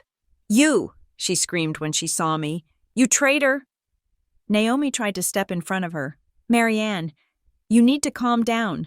Don't you tell me to calm down, she shouted. Pushing past Naomi, she marched up to me, her eyes blazing. Dale called us. He said you were harassing Lydia Mercer. He said you were threatening a poor girl at her job. I didn't threaten her, I said calmly. I asked her if she witnessed a signature. She didn't. You are trying to ruin us, my mother shrieked. You are turning everyone against us. You went to the bank. You went to the notary. You are humiliated that we took your seat. So now you want to burn down the house? I want my name off the loan. Mom! I yelled back. I lost my temper. The gray rock cracked. I want my identity back. She stopped yelling. She looked at me, her chest heaving. Then, suddenly, her face crumbled. The rage vanished, replaced by a terrifying, pathetic desperation. She grabbed my arm. Her fingers dug into my sweater. Scarlett, please, she begged. Her voice broke. You don't understand. We are so close. Close to what? To losing everything? To the funding, she cried. Dale has a group of investors. They are ready to sign, but they need to see stability. If you pull your guarantee now, if you flag the account, the whole package collapses. Let it collapse, I said. It is fake, Mom. It is not fake. We have seen the projections. Projections are not money, I said. I pulled my arm away. She looked at me, tears streaming down her face. If Dale collapses, we collapse, she whispered. We have leveraged everything: the car, the house, Ethan's inventory. It is all tied to Harbor Light. If the LLC goes under, they take it all. She fell to her knees. My mother, the woman who never had a hair out of place, was kneeling on Naomi's hardwood floor, sobbing. "Don't do this, Scarlett. Don't send us to the street. Just let it ride. Just for a month. We will pay you back. I swear." I looked down at her. I felt a mixture of pity and revulsion.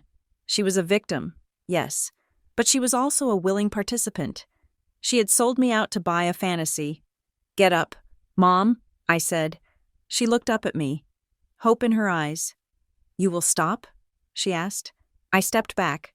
"I am going to fix this," I said, "but not the way you want." I turned to Naomi. "I need to call Mr. Kendall." My mother's face hardened again. She stood up, brushing off her knees. "You are heartless," she spat. "You deserve that bench. You deserve to be alone."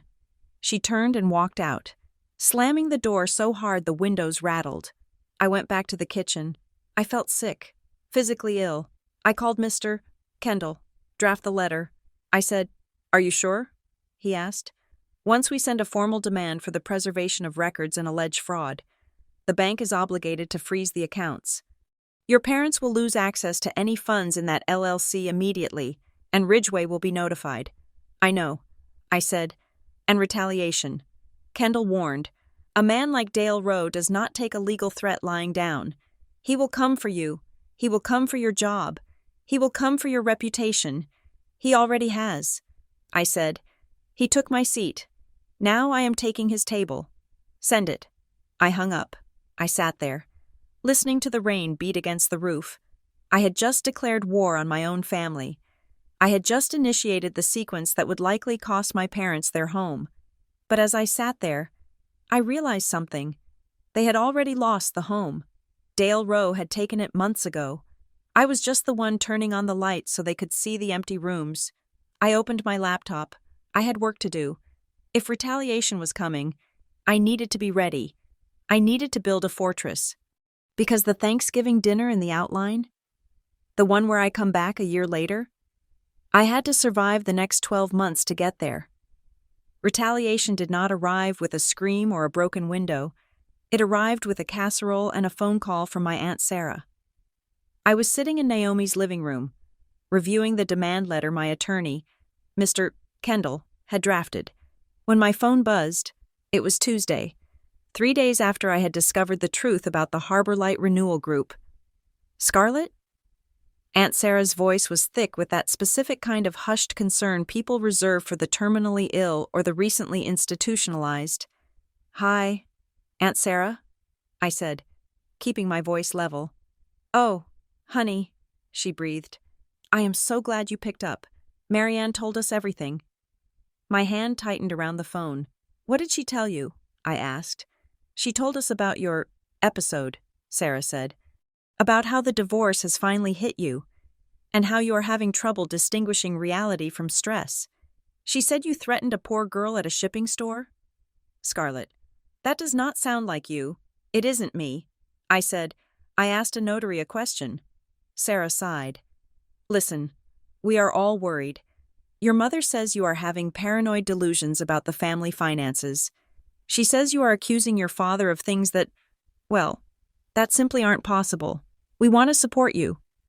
Scarlett, there is a facility in Vermont that Dale Rowe recommended. It specializes in executive burnout and emotional regulation." I felt a cold chill slide down my spine. They were not just defending themselves. They were building a cage for me. If they could paint me as unstable, as a woman cracking under the pressure of a divorce, then my accusations about forgery would look like the ravings of a lunatic. I am not having a breakdown.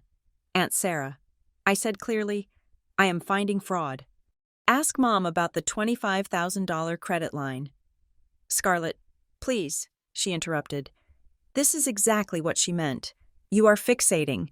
Just come to the house on Sunday. We are doing a family intervention, a healing circle. Dale is going to facilitate." I hung up. I looked at Naomi. "They are trying to commit me," I said, "or at least convince the family I belong in a facility." "It is smart," Naomi said. her face grim. Evil, but smart. If you are crazy. The signature doesn't matter. But the attack on my reputation was not limited to the family tree. The next morning, at Northbridge Compliance Solutions, I walked to my desk and felt the atmosphere shift. My coworkers, usually polite and chatty, looked down at their keyboards. My manager, a stern woman named Karen, stood at her office door. "Scarlett," she said, "my office. Now." I walked in. Karen closed the door and blinds. "We received an email this morning," she said, "from an anonymous source." She slid a printed paper across the desk. To HR/management, Northbridge Compliance Solutions. Subject: Ethics concern regarding Scarlett Harris. It has come to the attention of the community that your employee, Scarlett Harris, is currently under investigation for financial irregularities involving family assets and elder abuse. While this is a private matter, we believe a compliance firm should be aware of the character of its associates. Ms. Harris is currently exhibiting signs of severe instability. I stared at the paper. Elder abuse. They were accusing me of abusing them because I was trying to stop them from robbing me. This is a lie. "Karen," I said. My voice was shaking, but I forced eye contact. "I am in a legal dispute with my family regarding identity theft. They forged my signature on a loan. My attorney sent a demand letter yesterday. This is retaliation." Karen looked at me. She was a compliance officer. She dealt in facts. "Do you have proof of the legal dispute?" she asked. "I can have Mr. Kendall send you a copy of the demand letter and the affidavit of forgery within the hour." I said. She nodded slowly. "Do that. And Scarlett?" "Yes? Keep your personal drama off the company server. If this blows up, I cannot protect you. We deal in trust here." I walked back to my desk. My heart was hammering against my ribs like a trapped bird. They were trying to take my job. Without my income, I couldn't pay Mr. Kendall. I couldn't pay my rent. I would be vulnerable. That was the point. Dale Rowe knew that a desperate person was an obedient person. I needed to sever the link. I needed to make them admit it. I left work at 5 and drove straight to Ember and Ash. Ethan was closing up. He was wiping down the counter, looking miserable. The shop was empty. I locked the door behind me and flipped the sign to closed. "Scarlett," he said, looking up. He looked exhausted. Dark circles rimmed his eyes. "Mom said you are having a crisis. Stop it, Ethan," I said. "I am not having a crisis. I am having a realization." I walked up to the counter. I saw the email sent to my boss. I said, "Did you write it?" He flinched. "No. God. No. I wouldn't do that. But you knew about it?" He looked away. "Dale said he had to protect the initiative. He said you were a threat to the funding." "A threat," I repeated. "I am your sister." He threw the rag down. "Then why won't you help us?" he shouted. It was a cry of frustration, childish and raw. "Why do you have to be so rigid? It was just a name. Scarlett. Just a credit score. We were going to pay it back." I looked at him. "You knew." I said. "You knew they signed it." He slumped against the back counter. "It was supposed to be temporary," he said. "Dale said the investors look for family cohesion. If the application showed 3 directors, father, mother, daughter, it scored higher on the risk assessment. It helped the package look stronger." "So you sold me," I said, "to make the package look stronger." "I planned to fix it," he insisted. "Once the cafe turned around, once the Tier 2 funding hit, we were going to refinance and take your name off. You were never supposed to know." "And the chair?" I asked. "The bench?" He rubbed his face. "That was Dale's idea too. He said we had to break your ego. He said if we made you feel small, you would be more likely to accept the group's guidance when we finally told you. It was conditioning, like I was a dog." I looked around the coffee shop. It was trendy, expensive, and empty. "Ethan," I said softly, "there is no Tier 2 funding." He looked up, fear in his eyes. "There has to be," he whispered. "If there isn't, I am going to jail." I didn't answer him. I just unlocked the door and walked out. He was right. He was going to jail. And the tragedy was, he had walked into the cell willingly because a man in a cashmere sweater told him it was a palace. I went back to Naomi's. She was waiting with a bottle of wine and a laptop. "You need to see this," she said. She turned the screen toward me. It was a draft page for a local digital newsletter called the Briar Glen Voice. It wasn't published yet. Naomi had found it on a community bulletin board where contributors uploaded drafts. The headline read, "Community Spotlight. The Family's Rebuilding Briar Glen." There was a photo. It was a picture of me, my parents, and Ethan. It was taken 3 years ago at Christmas. We looked happy. Under the photo, the caption read, "The Harris Family, founders of the Harbor Light Renewal Group," and under my name, Scarlett Harris, Financial Strategy Lead. I stared at it. Financial Strategy Lead. They weren't just using my credit. They were using my resume. I worked in compliance. I had a degree in finance. By listing me as the strategy lead, they were telling investors that a qualified professional was overseeing the money. "That is why they need you compliant," Naomi said. "You are the credibility. Your parents are the heart, but you are the brain. Without you, it just looks like 2 retirees and a failed barista asking for cash. They built a whole fake life for me," I said. "And if you blow it up," Naomi said, "you blow up the lie they have been selling to the whole town." My phone rang. It was Mr. Kendall. "Scarlett," he said. "I have Lydia Mercer in my office." I stood up. "I am coming." I said, "Mr. Kendall's office was dark, lit only by a desk lamp. Lydia Mercer sat in the leather chair, twisting a tissue in her hands. She looked smaller than she had in the shipping shop. She didn't look at me when I walked in. "Ms. Mercer has agreed to make a statement," Mr. Kendall said, "on the condition that we do not file a civil suit against her personally." I sat down. "I just want the truth." "Lydia," I said. She took a shaky breath. "Dale comes in every Tuesday," she said. Her voice was barely a whisper.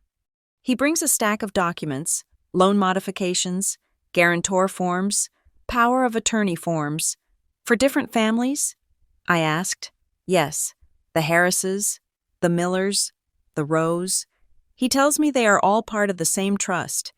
He says the signatories have already met with him and signed the papers at the Civic Hall. He says he needs them processed immediately to catch the courier for the bank. And you stamp them," I said, "without the people present. He says if I don't help him, the community fails," she whispered. "He says I am a vital part of the chain, and he pays double the standard fee. In cash." She looked up at me, tears spilling over. "I needed the money," she said. "My mom is sick. The medication is so expensive. Dale knew that. He told me he was helping me so I could help my mom." I felt a surge of anger. Not at her, but at him. He found the weak spot in everyone. My father's pride, my mother's vanity, Ethan's ambition, Lydia's desperation. He weaponized their needs. "Did he say anything about me specifically?" I asked. "Yes," she said. "On August 22nd, he brought the guarantor form." He laughed. He said, "Scarlett is finally on board. It took some convincing, but she sees the light. He told me you signed it at your parents' kitchen table that morning. I was in Boston that morning." I said, "I know that now." She said, "Mr." Kendall leaned forward. "Mrs. Mercer, if we depose you, will you say this on the record? That Dale Rowe instructed you to notarize a forged signature?" She nodded. "Yes. I just want out. I want him to stop coming to my shop." Mr. Kendall dismissed her. She walked out, looking like a ghost. "This is good," Kendall said, "but it is messy." "Why?" I asked. "Because Lydia is a co-conspirator," he said. "Her testimony is valuable, but a defense attorney will tear her apart. They will say she is lying to save her license, and without a confession from your parents. It is still your word against theirs regarding the authorization." "So what do I do?" "You get them to say it," he said, "in front of witnesses." I drove back to Briar Glen with a plan forming in my mind. A cold, hard plan. Sunday arrived, the day of the family intervention. My mother had texted me the details. 2:00. Please come with an open heart. We just want to heal. I dressed carefully. No armor this time. I wore a soft blue sweater and jeans. I pulled my hair back. I wanted to look vulnerable. I wanted to look like the daughter who was ready to come back to the fold. I drove to the house. The driveway was full again. The Lexus, the Range Rover. I walked up the steps. I didn't knock. I used my key. The house was warm. It smelled of roast chicken and cinnamon. It was the smell of a lie. I walked into the living room. They were all there. My parents, Ethan, Aunt Sarah, and Uncle Mark, and, of course, Dale and Cynthia Rowe. They were sitting in a circle of chairs, but in the center, there was a space. Dale stood up when I entered. He smiled. It was a radiant, forgiving smile. "Scarlett," he said, "welcome home." My mother jumped up. She looked anxious, her eyes scanning my face for signs of aggression. "Hi, Mom," I said softly. She exhaled. "Hi, sweetie, come in." I walked into the circle. "We are just talking about resilience," Dale said, "about how families survive storms by holding on to each other. Your mother shared some of her fears. She fears she pushed you away." My mother dabbed her eyes with a tissue. "I just want us to be close again." She sniffled. "I want you to have your seat back." Dale gestured to the dining room. "Why don't we move to the table?" he suggested. "We have prepared a meal, a reconciliation meal." We moved to the dining room.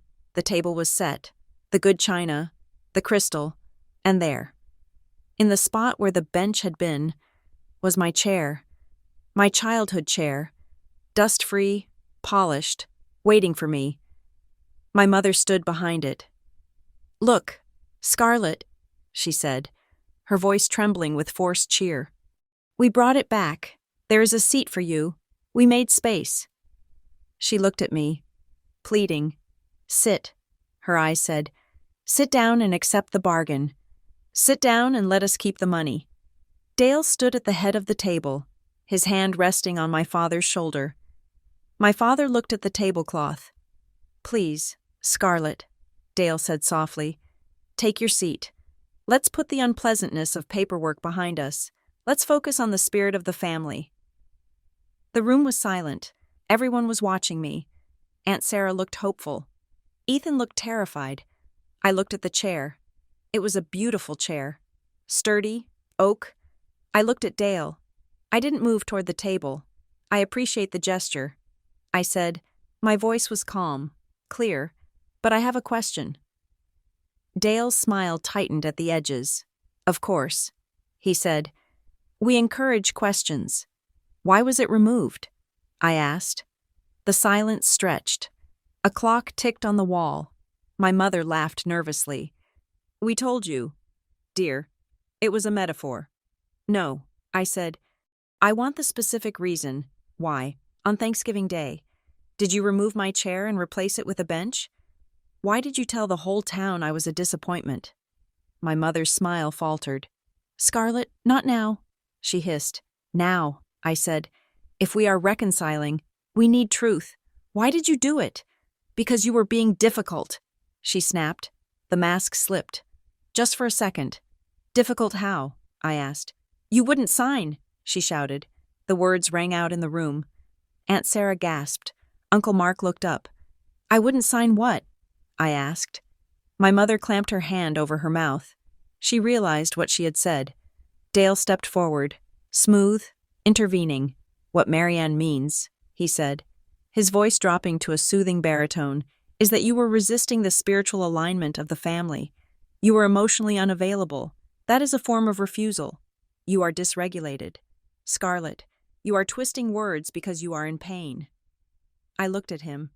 "I am not dysregulated, Dale," I said, "and I am not twisting words."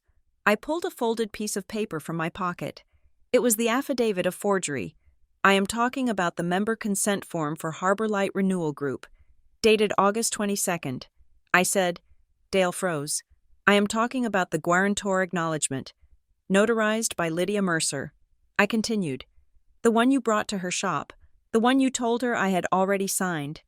Dale's eyes went cold. Dead cold. I turned to my father. And I am talking about the $25,000 credit line opened at Bayline Community Bank in my name. I said, "Dad?" I asked. "Did I sign those papers?" My father looked up. Tears were running down his face. He looked at Dale. Then he looked at me. "Glenn, don't," my mother whispered. He didn't say anything, but he sobbed, a loud, broken sound. I turned back to the room. "There is no seat for me here," I said, "because this table is built on a crime." Dale laughed. It was a harsh, ugly sound. "You are hysterical," he said. "This is exactly why you need help. You are inventing a conspiracy to excuse your own abandonment of your parents. You are a sad, lonely woman." Scarlett, I didn't yell. I didn't cry. I looked him in the eye. "I have the documents. Dale," I said, "I have the notary statement. And as of yesterday, Bayline Community Bank has a fraud alert on the account." The color drained from his face. "You didn't," he whispered. "I did." I turned to my mother. "I am not staying for chicken." I said, I walked out of the dining room.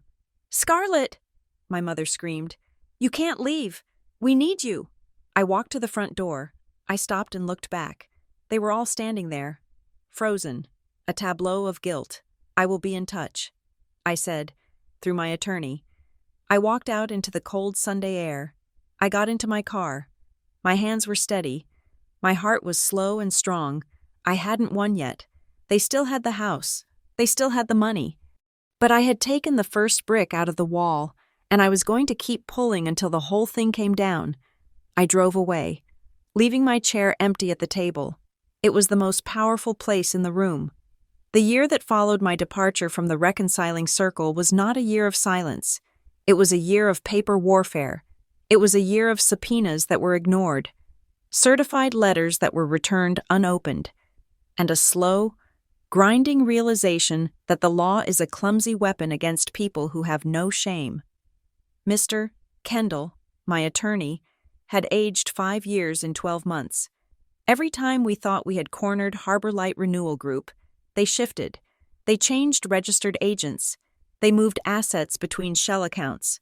They buried the truth under layers of bureaucratic nonsense that Dale Rowe called asset protection strategies. But 3 days before Thanksgiving, the fog lifted. I was sitting in Mr. Kendall's office in Merriwick.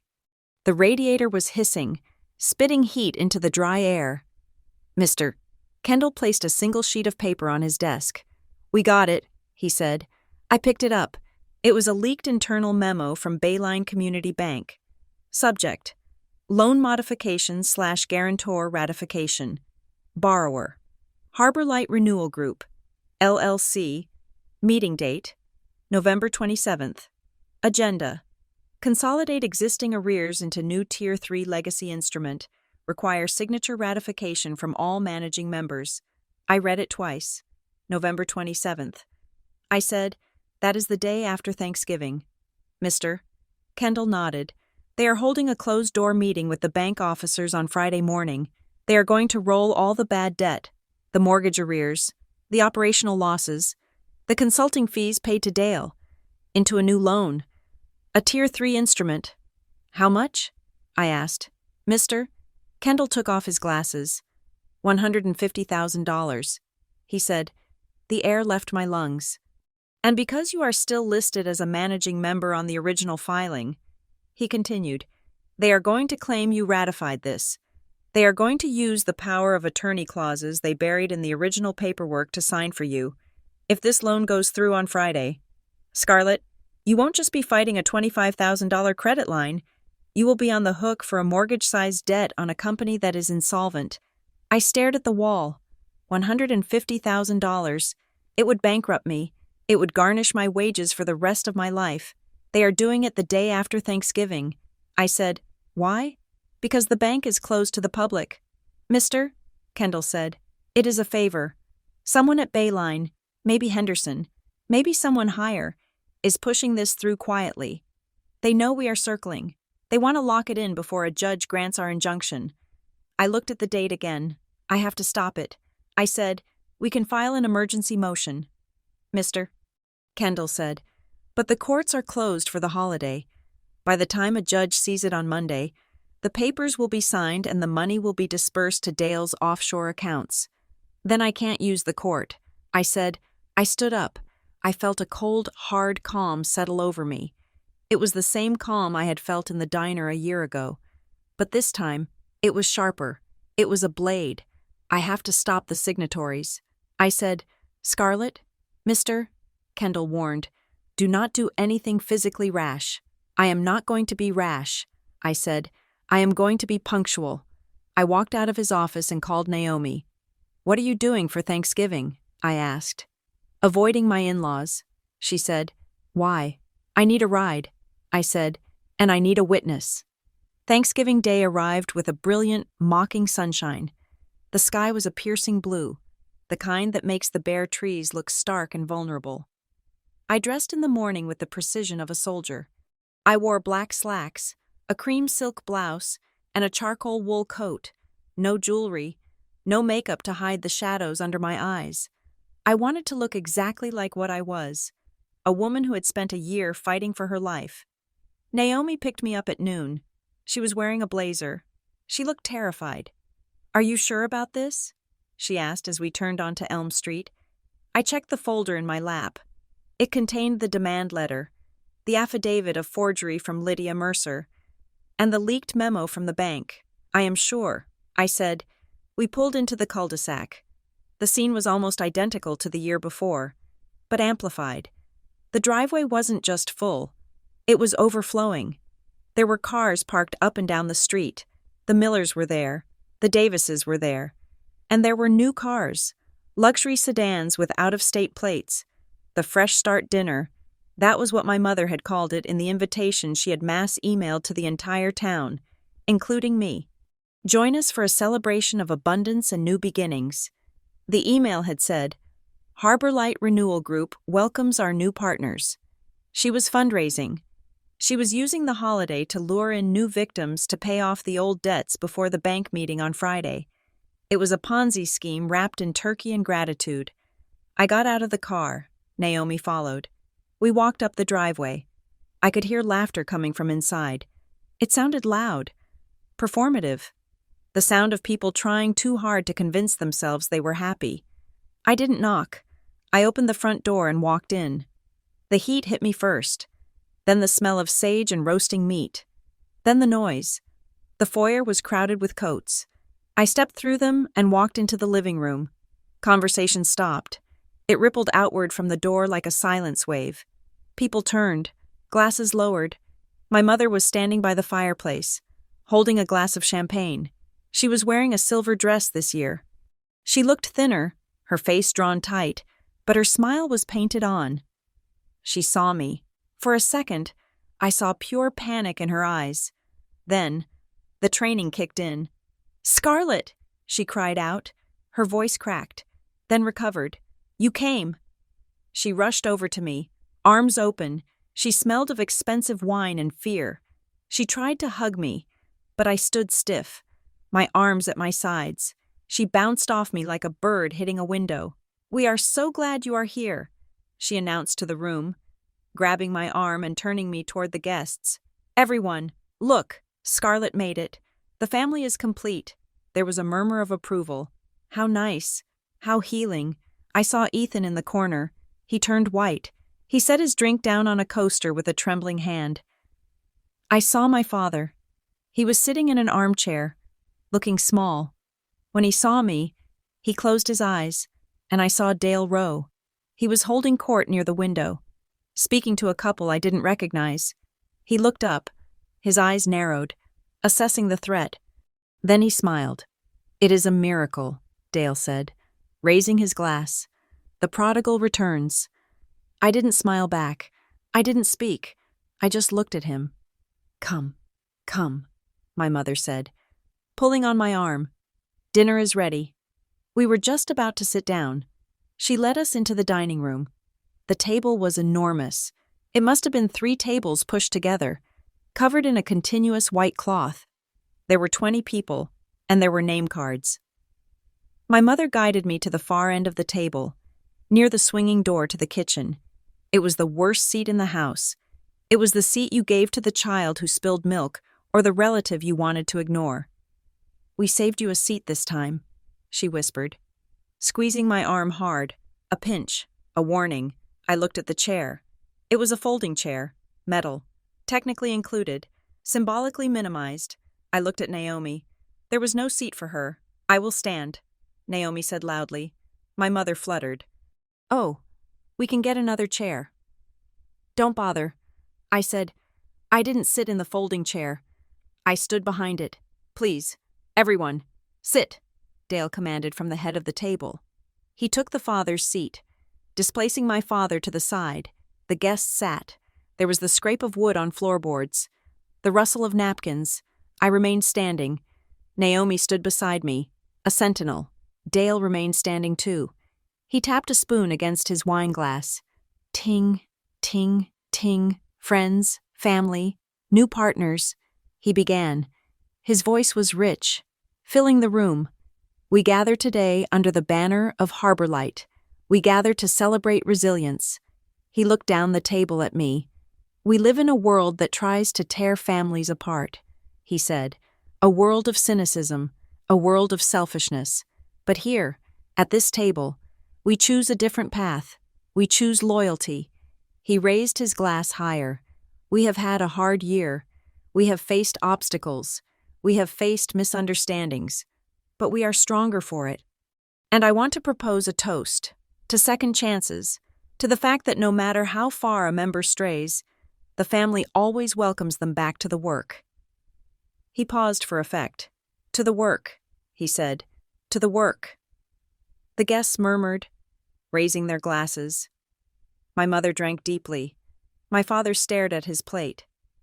I waited until the glass touched Dale's lips. "I object," I said. My voice wasn't loud, but it cut through the room like a gunshot.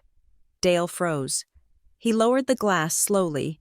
The room went deadly silent. Mrs. Miller gasped. "Excuse me?" Dale asked. His smile was still there, but it was tight, frozen. I walked forward. I walked past the folding chair. I walked past Ethan, who was staring at his lap. I walked past the new donors. I reached the center of the table, right next to the turkey platter.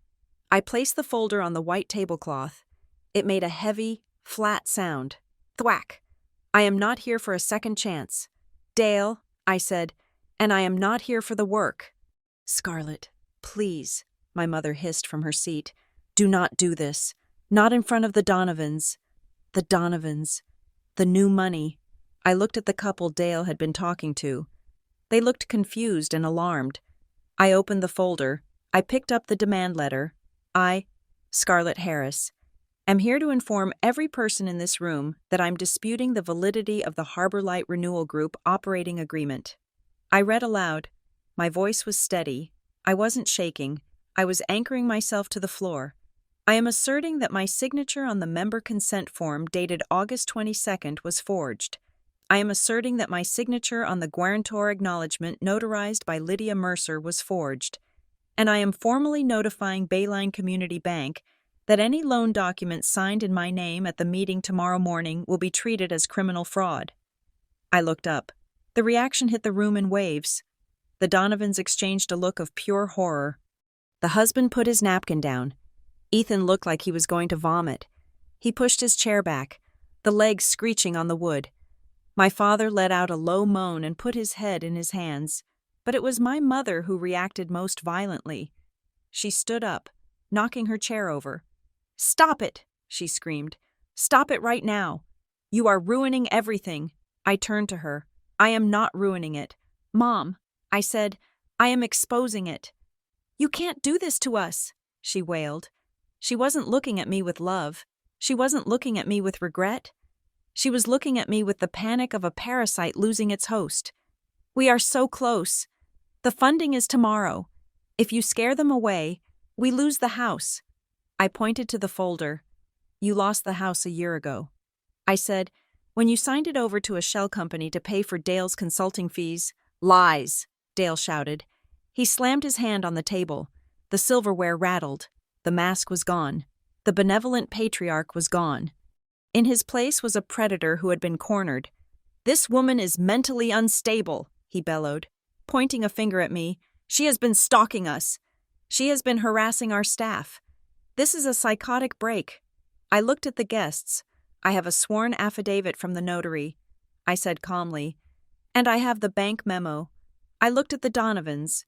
"If you invest in this group," I said to them, "you are paying off my parents' defaulted mortgage. There is no community initiative. There is no renewal. There is just a debt roll." The Donovan husband stood up. "Come on. Linda," he said to his wife, "we are leaving." "No. Wait," my mother begged, grabbing his sleeve. "Please. She is lying. She is off her medication. Get your hands off me," the man said. He shook her off and walked out. The wife followed. Then the Millers stood up. Then the Davises. The sound of chairs scraping, of footsteps hurrying to the door, filled the room. It was the sound of an empire collapsing in real time.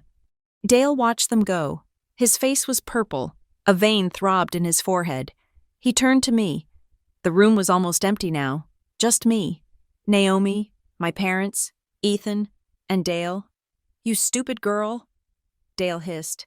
"You have no idea what you have done. I know exactly what I have done." I said, "I saved my credit score." He laughed. A bitter, ugly sound. "You think this is about a credit score?" he asked. He walked around the table, coming toward me. He looked dangerous. Naomi stepped forward, her hand in her pocket, clutching her phone. "This is about survival. Scarlett," he said, "I was saving your family. I was the only thing keeping the wolves away. And now they have nothing." He gestured to my father, who was weeping silently at the table. "Look at him," Dale shouted. "He is broken. I gave him dignity. I gave him a title. I gave him a purpose. And you stripped it away because you were too selfish to sign a piece of paper." He stopped in front of me. He lowered his voice. It was a snake's hiss. "Let's go to the study," he said. "Just you and me. We can fix this. We can call the Donovans back. I can explain that you were confused. We can restructure the deal. I can protect the family. Scarlett, but you have to work with me." He reached out a hand. I looked at his hand. Manicured, smooth, the hand that had pulled the strings of my town for years. I looked at my mother. She was staring at me, her makeup running, waiting to see if I would take the deal, waiting to see if I would submit one last time to save her reputation. I looked at the empty spot where the bench used to be. I looked back at Dale. I didn't take his hand. I delivered the line I had been carrying in my chest for 365 days. "You didn't remove my chair because I was a disappointment," I said. My voice filled the empty room. It bounced off the crystal glasses and the cold turkey. "You removed it because I wouldn't be your alibi."